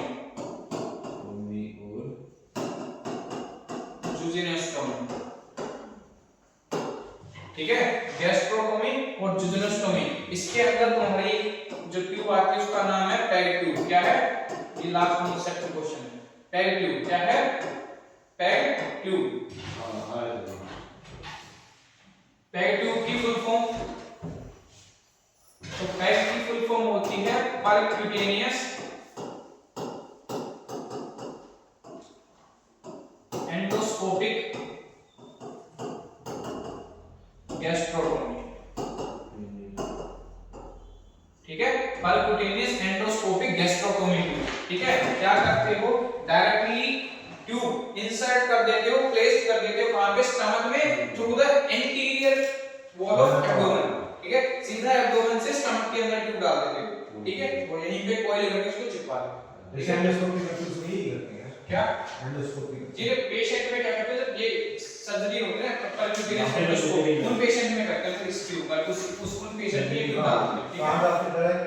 सीधा डायरेक्ट स्टमक में इस और अरे लिख रहा हूं क्या करते हैं?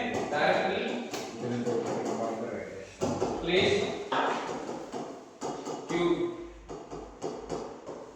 इनटू स्टमक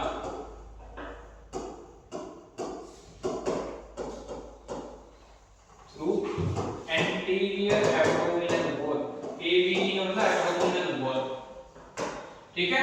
ये होती है तुम्हारी क्या है? तुम्हारी गैस्ट्रोटोमी ट्यूब और जुजिनोस्टोमी ट्यूब। इसके अंदर आती है तुम्हारी पैग ट्यूब, ठीक है, परक्यूटेनियस एंडोस्कोपिक गैस्ट्रोटोमी। सीधा फीडिंग ट्यूब को पेट में डाल देते हैं और यहीं पे कोई लेकर चिपका देते हैं। और ये स्टूल पास करने के लिए तो देते हैं वो कोलोस्टोमी होती है, वो कोलोस्टोमी होती है, कोलोस्टोमी भी पढ़ेंगे, कल करते हैं तो कोलोस्टोमी, ठीक है, एनीमा, ठीक है, कोलोस्टोमी इरिगेशन, कल इन सारी चीजों कल कवर करेंगे। या जो सर पढ़ा रहे हैं उनको भी निपटालेंगे कल, कोशिश करेंगे क्योंकि मेरी क्लास है लंबी लेंगे क्लास। सुबह 9 बजे का टाइम है, कल का 9 बजे का टाइम है, ठीक है, कल का 9 बजे का, 8 बजे में बहुत लंबी क्लास करेंगे, ठीक है। 9 बजे का टाइम रखते हैं, 9 से 8 बजे फिर ब्रेक लेंगे शाम तक 8 बजे तक 9 से 8 हाँ, कल काफी चीजें निपटा रहे हैं, ठीक है। अब तुमने ये पढ़ लिया, फिर इसके बाद बात करते हैं किसकी? प्रोसीजर की। किसकी बात करते हैं? प्रोसीजर की। अब देखो प्रोसीजर खाना वाना रोटी राटी खा पी का आइयो 2 दिन की ले भी आएंगे, हाँ, ठीक है, यही खाएंगे रात में। बात करते हैं इसकी प्रोसीजर की। तो प्रोसीजर की है तो सबसे पहले पेशेंट को क्या दोगे भाई? तुम दोगे पेशेंट को क्या? पोजीशन दोगे। क्या दोगे पेशेंट को? पोजीशन। और पोजीशन तुम्हें कैसी देनी है पेशेंट को? तुम्हें देनी है भाई फाउलर पोजीशन। कैसी देनी है? फाउलर 90 डिग्री फाउलर पोजीशन, या इसे को बोलो sitting position, sitting position, 90 degree, ठीक है, with head lean forward, head lean forward, ये याद रखना, ठीक है, विद हेड लीन फॉरवर्ड, आगे की तरफ हेड को झुकाना, ठीक है, विद हेड लीन फॉरवर्ड। ये है तुम्हारा क्या होगा? तुमने पोजीशन दे दी। अब तुम क्या करोगे? देखो फिर तुम उसके बाद देखो, मैं पहले एक बार समझाता हूं, फटाफट लिखवाता हूं। पेशेंट को पोजीशन दी, फिर ट्यूब पकड़ो। ट्यूब कैसे आती है पैकेट में? ऐसे कॉइल होके आती है ट्यूब, ऐसे रखती होगी पैकेट के अंदर, ऐसे रखती होगी, ऐसे कॉइल, ऐसे होती है कॉइल ट्यूब, ठीक है। अब इस ट्यूब को, कॉइल ट्यूब को एक हाथ में पकड़ो, ठीक है, दूसरे हाथ से क्या करो भाई?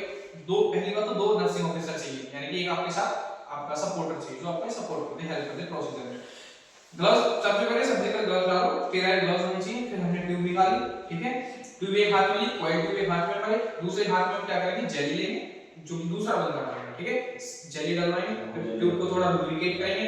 देन उसके बाद पेशेंट को पोजीशन दे रखे तुमने, पीछे से हेड को थोड़ा सपोर्ट दो और ट्यूब को इंसर्ट करो। क्या लुब्रिकेंट जेली। हाँ लुब्रिकेंट जेली, तुम्हारी जो जेली आती है ना लॉक्स जेली 2% यूरिनरी कैथेटर में हर चीज में वही यूज करते हैं, ठीक है। तो वो जेली लगाई, फिर तुमने ट्यूब को इंसर्ट किया। अब तुम ट्यूब को सबसे पहले डालोगे लेफ्ट नोस्ट्रिल से, हमेशा लेफ्ट साइड से, ये फर्स्ट प्रायोरिटी होती है, ठीक है।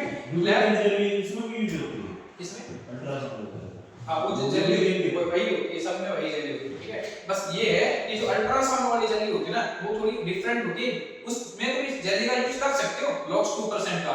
लॉक्स 2% जेली जो होती है लिग्नोकेन, क्या होती है लिग्नोकेन या फिर लिग्नोकेन जेली। इससे क्या होता है, ये लोकल एनेस्थेटिक एजेंट का काम करती है, यानी कि जहां लगाओगे वहां पे पेन फील नहीं होगा। हां जैसे हम ठीक है, तो ये लोकल एनेस्थेटिक एजेंट है। अब तुम नाक पे डाल दोगे तो थोड़ा पेन फील ना हो, इसलिए तुम 2% लिग्नोकेन जेली का यूज करते हैं।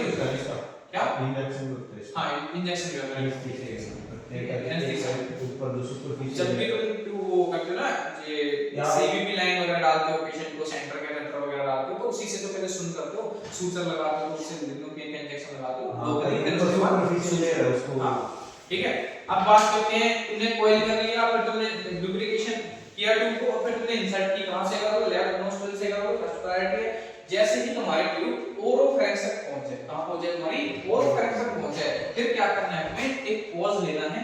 पेशेंट को, अगर पेशेंट कॉन्शियस है, क्या पेशेंट कॉन्शियस है, तो पेशेंट को क्या बोलोगे कि भाई सिप ऑफ वाटर ले, क्या ले सिप ऑफ वाटर, सिरिंज से चम्मच से थोड़ा पेशेंट को पानी दो। जैसे ही पेशेंट पानी को निगले ट्यूब को अंदर डालो, इससे क्या होगा एडवांसमेंट ऑफ ट्यूब, यानी कि ट्यूब जो है वो ट्रैकिया में ना जाके स्टमक में ही जाएगी, इसोफेगस में ही जाएगी, नहीं तो चांस है किसके कि ट्रैकिया में चली जाएगी, है ना। तो ये करते हैं, लेकिन ये सिर्फ करते हैं किसमें, कॉन्शियस पेशेंट में। अनकॉन्शियस पेशेंट में पानी नहीं पिला देना, ठीक है। इसको बोल के घर वाले को तुम्हें पानी पिलाएंगे, ठीक है, तो उसको पानी नहीं पिलाना, ट्यूब डाल दी। फिर अगर तुम्हें लग रहा है कि पेशेंट क्या कर रहा है, कफ कर रहा है, क्या कर रहा है, कफ कर रहा है, या फिर तुम्हें लग रहा है कि पेशेंट को रेस्पिरेटरी डिस्ट्रेस हो गया, तो फिर तुम्हें क्या करना है, रुकना है, ट्यूब को पीछे खींचना है और वेट करना है। जब पेशेंट कफ कर ले, दोबारा से रिलैक्स हो जाए, तो फिर ट्यूब को अंदर डालो, ठीक है। और जब ट्यूब स्टमक में चली जाए, इंसर्ट करो कहां पे, स्टमक में। अब तुम्हें पता है कि स्टमक में ट्यूब चली गई, ठीक है, तो उसको कंफर्म करना है, क्या करना है, उसको कंफर्म करना है। कैसे कंफर्म करते हैं, चार मेथड होते हैं हमारे। एक होता है हमारा बुश साउंड, क्या करोगे, 50 ml की सिरिंज लोगे, एनजी ट्यूब के जो बाहर वाला जो पोर्ट होता है, जो बाहर की साइड होता है, जहां से तुम सिरिंज लगा के फील देते हो, वहीं पे सिरिंज को अटैच करोगे और 30 ml एयर पुश करोगे। क्या करोगे, 30 ml एयर को पुश करोगे और पेट पे स्टेथोस्कोप रख के क्या करोगे, साउंड सुनोगे। अगर पेट में होगी तो साउंड आएगा, जैसे कि गुब्बारे में हवा भरते हैं एकदम से झटका, तो ऐसे हवा का साउंड आएगा तुम्हें। तो एक तो ये हो गया, ये मोस्ट कॉमनली मेथड है, मतलब लेकिन ये रिलायबल मेथड नहीं है। क्या नहीं है, रिलायबल मेथड नहीं है, लेकिन हॉस्पिटल में यूज नहीं करते हैं, ठीक है।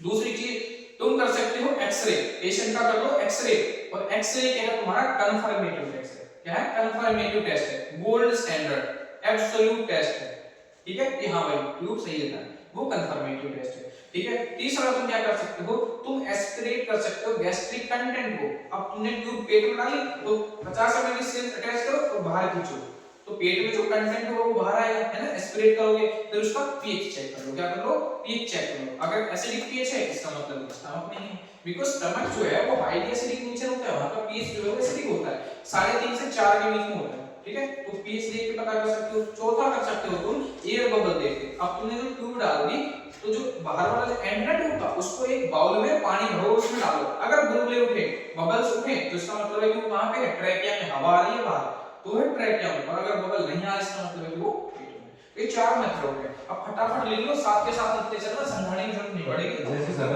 अगर ट्रैकिया में है, हां, तो फिर वो थोड़ी अंदर जाएगी ना, और स्टमक में फिर उसकी लाइफ ज्यादा नहीं होगी।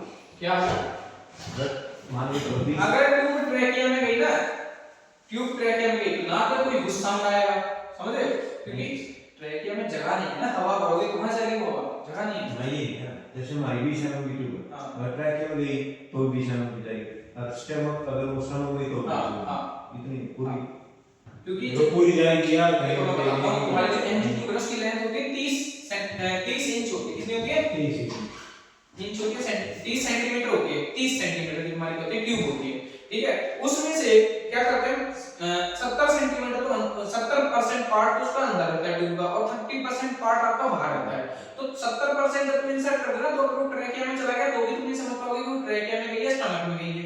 क्लियर है बात? क्योंकि यहीं तक तो ट्रैकिया है, यहाँ आके डिवाइड हो रहा है लंग्स में, ठीक है। अगर एक साइड ट्रैकिया से आपके ब्रोंकस में हुई लंग्स में चली जाए उसको क्या दिक्कत है ट्यूब को, ठीक है।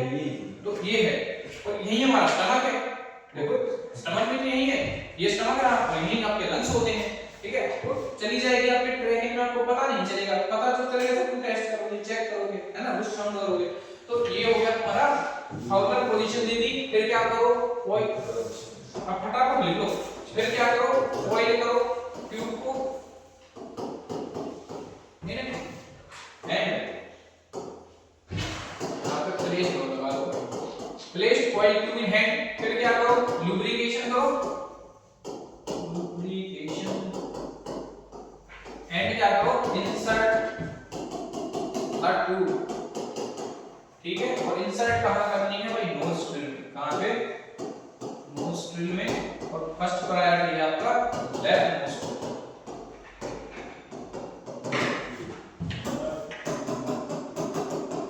फर्स्ट प्रायोरिटी है लेफ्ट नोस्ट्रिल में डालना, ठीक है।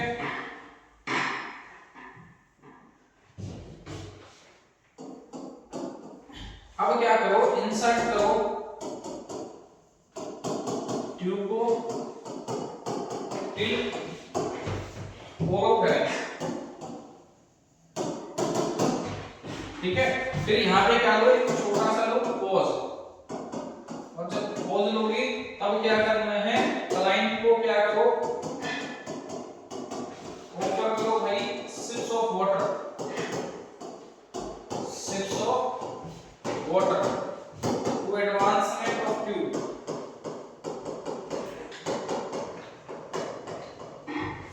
टू एडवांसमेंट ऑफ ट्यूब, ठीक है। अब तुमने सिप्स ऑफ वाटर दे दिए पेशेंट को। अब अगर पेशेंट क्या कर रहा है, if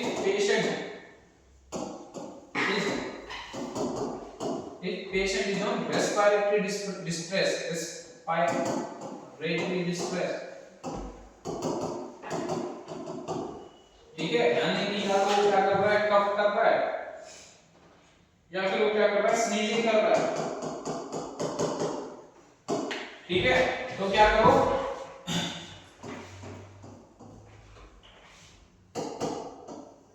pull tube back and wait करो, ठीक है। ट्यूब को बाहर खींचो, पुल करो और वेट करो, ठीक है। और उसके बाद क्या करो, दोबारा से क्या करो, रीइंसर्ट करो ट्यूब को। पूरी बाहर नहीं निकालनी, पूरी बाहर नहीं निकालनी, ओरोफेरेंस के लेवल पे भी जाके छोड़ देनी है, ठीक है। फिर क्या करो, रीइंसर्ट करो ट्यूब को इनटू स्टमक। अब रीइंसर्ट करी ट्यूब और कहां पे कर दी, स्टमक में। तो फिर क्या करो, कंफर्मेशन करो, क्या करो, फिर देखोगे भाई कंफर्मेशन,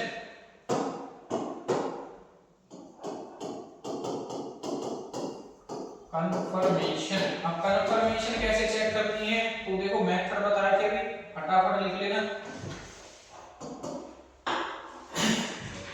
पहला, दूसरा, चार पुश मेथड, दूसरा पहला लिखो, पुश करोगे क्या, एयर इनटू ट्यूब। ट्यूब में एयर पुश करोगे तो तुम्हें क्या सुनाई देगा, तुम्हें सुनाई देगा पुश साउंड। क्या सुनाई देगा,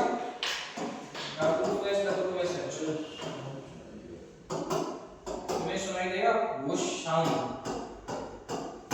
पहली तो ये, ठीक है। नॉर्मली कॉमनली ये है, लेकिन नॉट रिलायबल, ध्यान दे देना, not reliable, not reliable. Driver की दुनिया चल रही है, अगर वो साउंड सुनाई दे रहा है, समझ नहीं रहे, ये इजी तो है लेकिन ये रिलायबल नहीं है। एक नया नर्सिंग ऑफिसर जिसको नहीं आज से पहले ज्ञान, ठीक है, उसको क्या पता कि साउंड आ रहा अच्छा है नहीं आ रहा। देखो साउंड का कई बार सुनाई देता है लेकिन ये पता नहीं चलता कि ये परफॉर्म है नहीं है, ठीक है। थोड़ा बहुत साउंड तो इससे भी आएगा, लेकिन जिसको पता होता है ना, एक्चुअल इसने थोड़ी प्रैक्टिस की है, वही ये चीज बता पाएगा कि लंग्स में, स्टमक में, समझ में आई बात? आगे तो ये रिलायबल मेथड नहीं है, नॉट रिलायबल। ठीक है। दूसरा एक्सरे, और ये क्या है आपका confirmative method. Confirmative.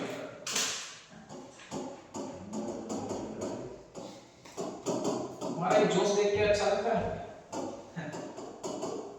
Confirmative method, gold standard. क्या है तुम्हारा? Gold standard, absolute gold standard. ठीक है। तीसरा क्या है तुम्हारा? पुश करेंगे उसको एयर बबल। एयर बबल, ठीक है। वो भी कर सकते हैं। ट्यूब को क्या रखो? वाटर, जब मैं कहूं डिप इन वाटर, पुट नहीं, डिप इन वाटर। जो बाहर वाला पार्ट है ट्यूब का, उसको क्या करो? डिप करो इसमें, पानी में, बाउल में। हाँ, डिप इन वाटर, यानी बाउल में पानी ले लो और फिर अगर तुम्हें क्या है, if air bubble present, if air bubble present, तो ये क्या है तुम्हारी रॉन्ग प्लेसमेंट। क्या है?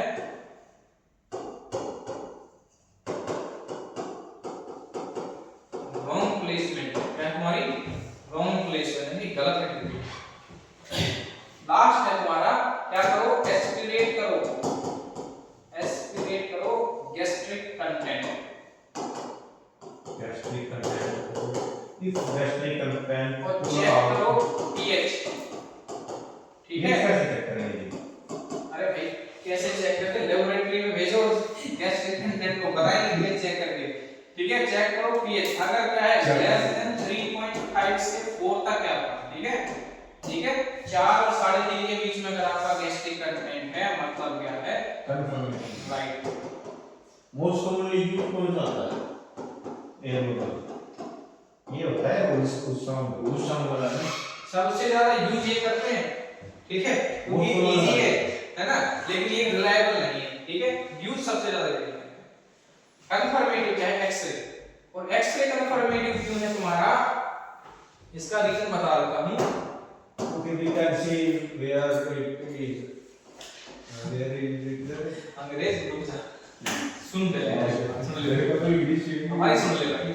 देख क्या होता है कि जो हमारे जो एनजी ट्यूब है ना, एनजी ट्यूब जो है उस पे क्या होता है? रेडियोपिक लाइनिंग होती है। क्या होती है तुम्हारी एनजी ट्यूब पे? क्या है तुम्हारी?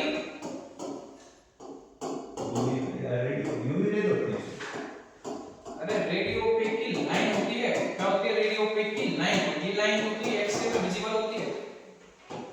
एक्सरे में क्या होती है? विजिबल। जो रेडियोपिक सब्सटेंस जो होता है ना, रेडियोपिक सब्सटेंस होता है, वो इसलिए होता है कि वो एक्सरे में विजिबल हो जाए। अदरवाइज सफेद ट्यूब तो दिखने से नहीं, प्लास्टिक की ट्यूब एक्सरे में नहीं आती है ना, मेटल आ जाता है। लाइन से होती है। प्लास्टिक की ट्यूब नहीं आती कभी भी। ठीक है। ये रेडियोपिक लाइन होती है, इसलिए से आ जाती है। नहीं, ट्यूब पे लाइन होती है। हां, वही है तुम्हारी रेडियोपिक लाइन। ठीक है। उसको लाइन होती है, इस वजह से एक्सरे में शो हो जाती है और पता चल जाता है कि ये ट्यूब कहां है, स्टफ। क्लियर है बात? आगे बढ़ो। आगे साइड पढ़ो। साइड नहीं पड़ेगा बेटा, नहीं पढ़ेगा अभी तो नहीं। साइड पढ़ेगा नहीं पड़ेगा। चलो पहले आगे लिखो। देखिए जो ट्यूब है ना आपकी, उसको क्या करते हो तुम? इंसर्ट करते हो। कैसे? बैकवर्ड।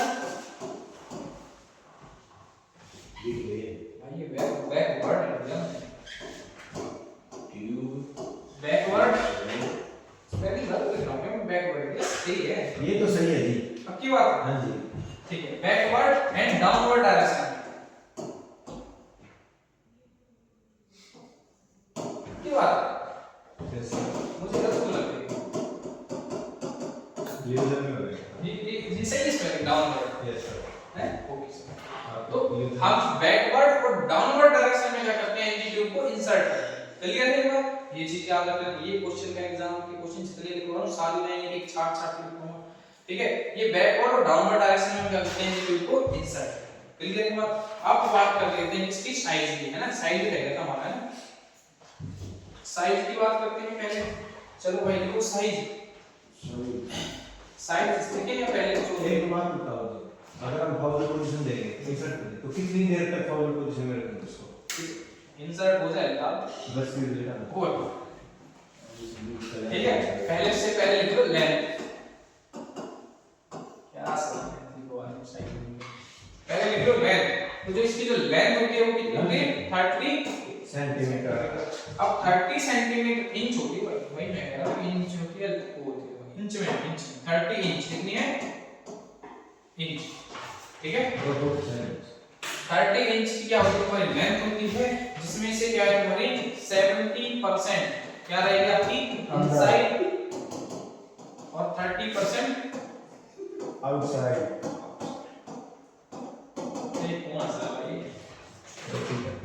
ठीक है, ये हो गया तुम्हारा लेंथ। ठीक है, अब बात करते हैं कॉन्फिडेंस लो करना है, कॉन्फिडेंस लो कर रखी है कंसंट्रेशन नहीं होने दे रहा है। आगे लिखे आगे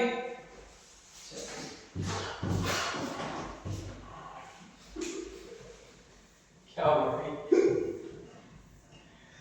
आगे क्या कॉम्प्लिकेशन? नहीं अब लिखो ट्यूब एट अपर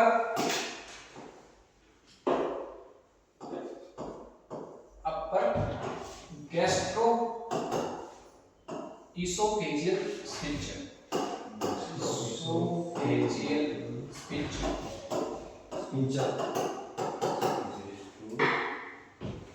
ठीक है। अब tube at upper gastro oesophageal sphincter जब हम क्या करेंगे 35 से 40 सेंटीमीटर 35 से 40 सेंटीमीटर क्या करेंगे ट्यूब को इंसर्ट कर देंगे, तो उसका मतलब है कि ट्यूब कहां पे है आपकी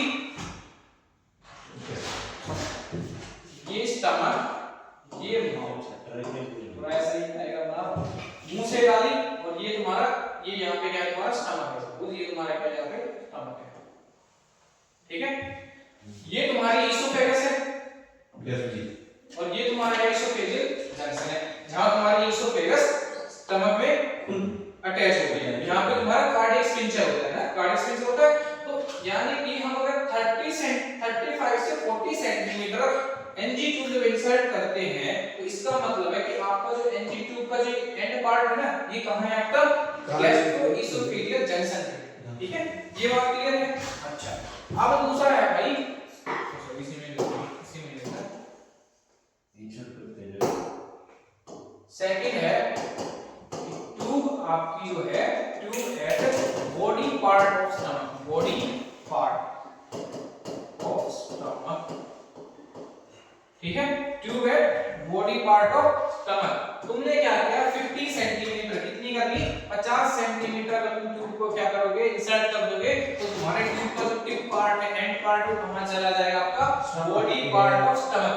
ठीक है, अच्छा ट्यूब जो है आपकी वो कहां है, ट्यूब जो है आपकी वो है एट पाइलोरस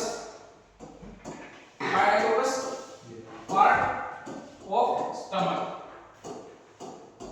कितनी अगर तुम इंसर्ट कर दोगे 60 सेंटीमीटर कितनी करोगे 60 सेंटीमीटर ट्यूब इंसर्ट कर दी, इसका मतलब है कि ट्यूब का एंड पार्ट कहां है तुम्हारा पाइलोरस पार्ट ऑफ स्टमक। और अगर तुमने 70 सेंटीमीटर कर दी तो आपका ट्यूब का पार्ट कहां चला जाएगा डुओडेनम, यानी कि आपकी जो ट्यूब है वो कहां चली गई है सीधा डुओडेनम में चली गई।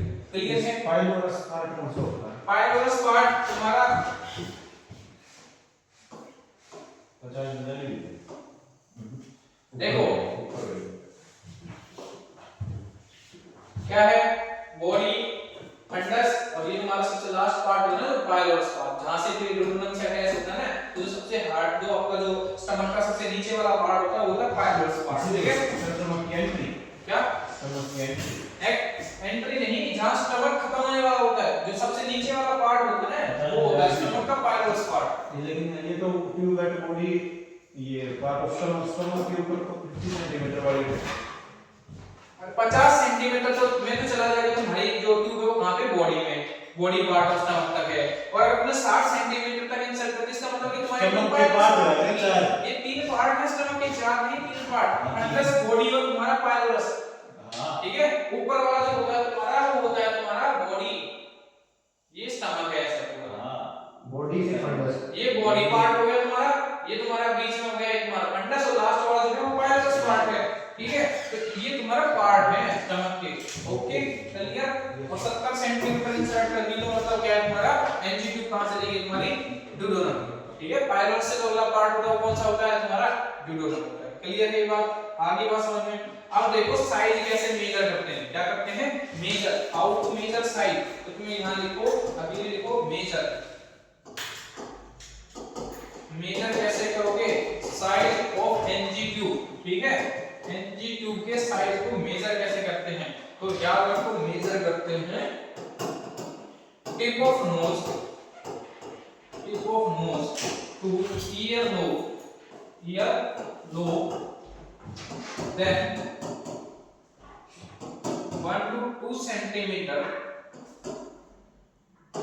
below xiphoid process,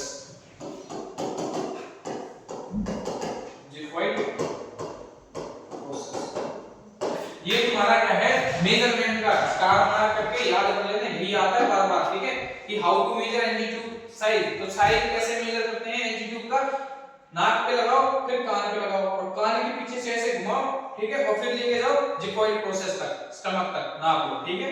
1 to 2 centimetre below xiphoid, हां नाक से कान पे लगा लो, चाहे पीछे लगा लो, कान पे लगाओ और कान से नाप दो पेट तक का, ये होता है तुम्हारा how to measure size of NG tube, clear है। जैसा आपने ये बताया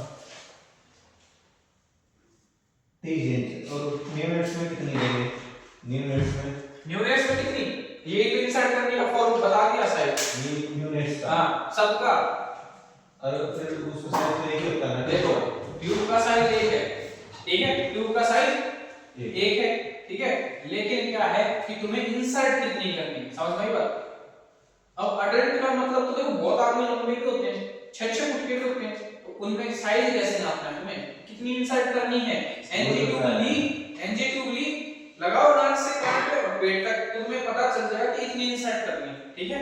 उस पे मार्किंग होगी ट्यूब पे, तुम्हें पता चल जाएगा कि भाई 60 डालनी है, 70 डालनी है, 80 की मार्किंग पर डालनी है, ये वो है तुम्हारा हाउ टू मेजर लेंथ या how to measure size of NG tube, कितनी इंसर्ट करनी है, क्लियर है, कोई डाउट, क्लियर। किसी को छोटी है तो क्या 30 छोटी किसी को नहीं रहेगी, इतना बड़ा पेट किसी का नहीं है, इतना बड़ा हाइट खली के हिसाब से बनाने से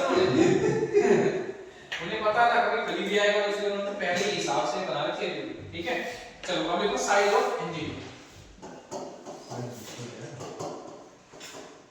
साइज ऑफ एनजी ट्यूब, तो size of NG tube same वही लिख लो, यहां लिख लो तुम क्या कलर, ठीक है, यहां पे लिख लो तुम साइज और यहां पे लिख लो तुम यूजेस, ठीक है। ये होती है तुम्हारी 6 से 24 फ्रेंच तक की होती है, कितनी तुम्हारी 6 फ्रेंच से 24 फ्रेंच तक, ठीक है, 6 से 24 फ्रेंच तक की तुम्हारी एनजी ट्यूब अवेलेबल है,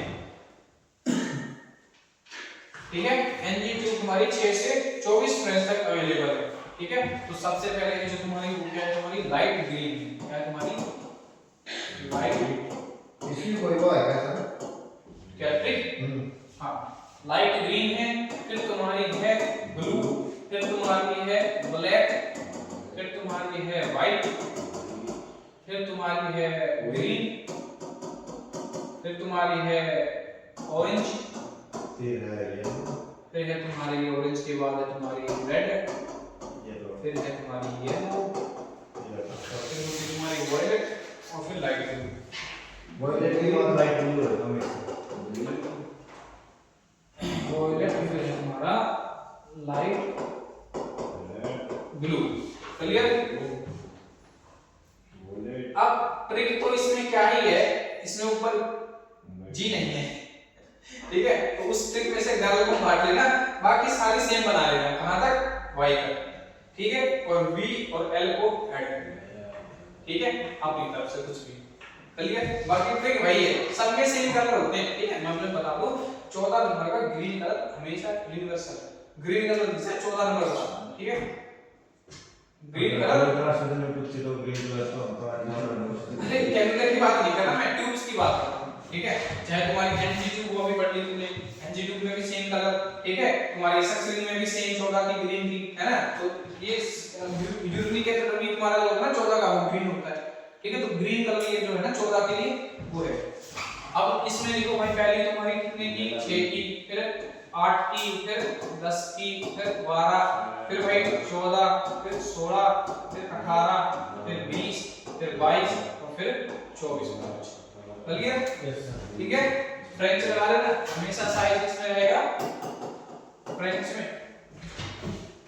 अब लाइट ग्रीन, ब्लू, ब्लैक, देखो ये किसमें यूज करते हो? सबसे बच्चे जो इन्फेंट होते हैं ना, न्यूनेट्स जो होते हैं, इसमें न्यूनेट में ग्रीन ब्लू ब्लैक, हां तीनों। अरे नहीं, दो ऊपर वाली दो बताइए मैंने, 6 की और 8 की, 6 की और 8 की यूज करोगे किसमें? इन्फेंट में, न्यूनेट्स में, 1 साल तक के बच्चों में।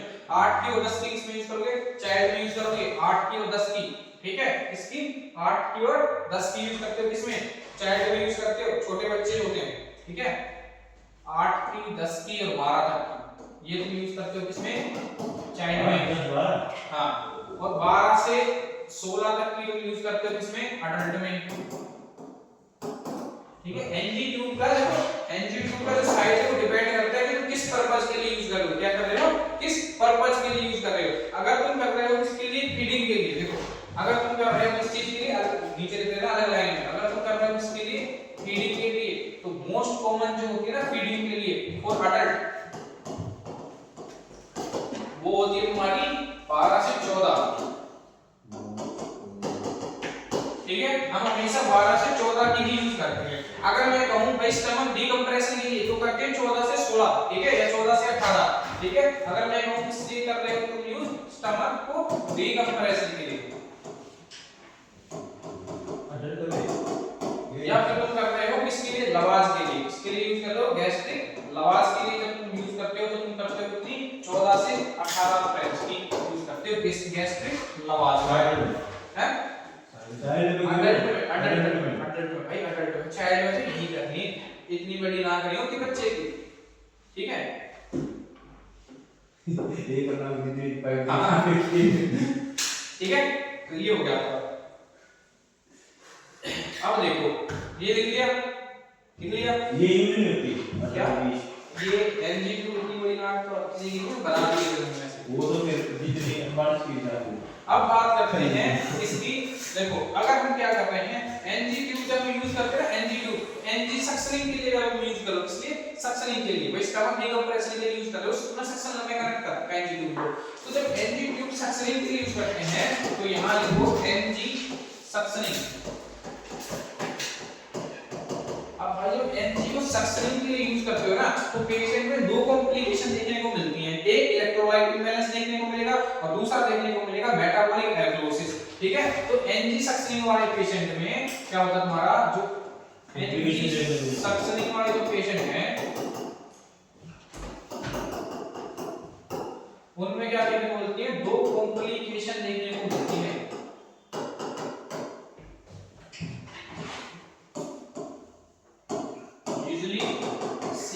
याद रख लेना, दोनों के दोनों जो रहने वाला है, नोट सेट 8 के और नोट सेट 7 के प्री और मेंस के सवाल हैं, सो इसे ऐड कर रखना, कहीं नहीं मिलेगा। किसी की भी नोट्स उठा के दे देना जाओ, और किसी बुक को उठा लेना, मेरे नोट्स में बस, ठीक है। किसी भी नोट्स में जाओ, कहीं के देख लो, किसी की भी नोट्स देख लो, किसी की भी बुक को उठा लो, नहीं मिलेगा। क्वेश्चन आके इसीलिए ऐड कर रखा है, स्पेशल गूगल करके ढूंढ ताड़ के देते, मेरे में तो है। तो एनजी जो सक्शनिंग वाले क्लाइंट होते हैं उनमें दो कॉम्प्लिकेशन देखने को मिलती है, एक होता है तुम्हारा भाई क्या? Metabolic alkalosis. इसमें मतलब है कि ये सब बिल्कुल कम हो जाए। अब मेटाबॉलिक एल्कलोसिस क्यों देखने को मिलता है? क्योंकि देखो तुम गैस्ट्रिक एस्पिरेशन कर रहे हो, तुमने सक्शन लगा रखी है, गैस्ट्रिक कंटेंट बाहर आ रहा है और स्टमक का जो पीएच होता है वो कैसा होता है? एसिडिक होता है, तो एसिड का तो लॉस हो रहा है, तो इस पेशेंट में एल्कलोसिस देखने को मिलता है। क्या देखने को मिलता है? मेटाबॉलिक एल्कलोसिस देखने को मिलता है, एसिड का लॉस हो रहा है, तो पीएच बढ़ेगा। H2 ठीक है, एसिडिक कम हो जाएगा, H2CO3 नेगेटिव, ठीक है, बाइकार्बोनेट आयन बढ़े, ठीक है। पीएच तुम्हारे कैसा देखने को मिलेगा? एल्कलोसिस, मेटाबॉलिक एल्कलोसिस का देखने को मिलता है। और दूसरा देखने को मिलता है भाई इसमें वो होता है तुम्हारा हाइपो हाइपोकैलेमिया। कैल्शियम की कमी। ओ अरे कैलेमिया, कैलेमिया ये इसकी पोटेशियम की। हाँ हाँ, ए स्टैंड फॉर पोटेशियम, ठीक है, याद रखो। कैलेमिया किस लिए है? पोटेशियम के लिए। Na किस लिए होता है? सोडियम के लिए। Ca2 पॉजिटिव कैल्शियम के लिए। Cl हो तो क्लोरीन के लिए, क्लोराइड, ठीक है, याद आ गया? भूलो तो नहीं है, ठीक है। PO4 हो तो फॉस्फेट के लिए, फास्फोरस के लिए, इसलिए फास्फोरस के लिए। चलो अब हो गया हमारा हाइपोकैलेमिया। क्यों? क्योंकि जो गैस्ट्रिक कंटेंट निकाल रहे हो उसमें क्या है, पोटेशियम का भी क्या हो रहा है, लॉस हो रहा है, पोटेशियम का लॉस हो रहा है। ये दोनों क्वेश्चन आए थे note section. Sugar potassium RBC का ब्रेकडाउन हो सकता है। क्या? आरबीसी का ब्रेकडाउन। आरबीसी का ब्रेकडाउन क्यों? पूछना ब्लड में थोड़ी कर रहा है। आरबीसी का ब्रेकडाउन होने से हाइपरकैलेमिया होता है, बिकॉज़ पोटेशियम लिबरेट होता है आरबीसी के टूटने से। सेल्स के अंदर क्या होता है, पोटेशियम, और सेल के बाहर क्या होता है, सोडियम। बताया था इंट्रासेलुलर और एक्स्ट्रासेलुलर कैटायन, ठीक है, तो याद रखो इस चीज को। तो मेटाबॉलिक एल्कलोसिस और हाइपोकैलेमिया देखने को मिलता है। तो इन्हीं पेशेंट में तुम्हें क्या करना है भाई, एक तो तुम्हें नर्सिंग इंटरवेंशन लिखो, इसी के नीचे लिखो नर्सिंग इंटरवेंशन, नर्सिंग अरे एचएसएससी में आ जाए, नो सेट में छोड़ना नहीं है। नर्सिंग इंटरवेंशन क्या लिखोगे तुम लिखोगे कि भाई एक तो तुम क्या करोगे, पेशेंट को इलेक्ट्रोलाइट मॉनिटरिंग करोगे। क्या करोगे? Electrolyte monitoring. इलेक्ट्रोलाइट मॉनिटरिंग करनी है, ठीक है। दूसरा क्या करना है, पेशेंट को देना है पोटेशियम सप्लीमेंट, पोटेशियम सप्लीमेंट, ठीक है। ये दो चीजें तुम्हें नर्सिंग अपनी रिस्पांसिबिलिटी करनी है। दोनों क्वेश्चन नोट सेट के, ठीक है, और एक बार नहीं, ये दोनों क्वेश्चन नोट सेट में कम से कम 3 बार आए थे। प्री के मेंस, एक में प्री में आया था, एक बार मेंस में आया था, ठीक है। तो ये क्वेश्चन अपने याद रखना है। अब हमने एनजीटी खत्म कर लिया, ठीक है। एनजीटी आ गया, एनजीटी में कोई डाउट हो पूछना हो तो बताओ मुझे। हां, एनजीटी खत्म, 15 मिनट का हो गया, ठीक है। 2:14 बजे लाइव स्टार्ट कर देंगे, ठीक है, क्लियर।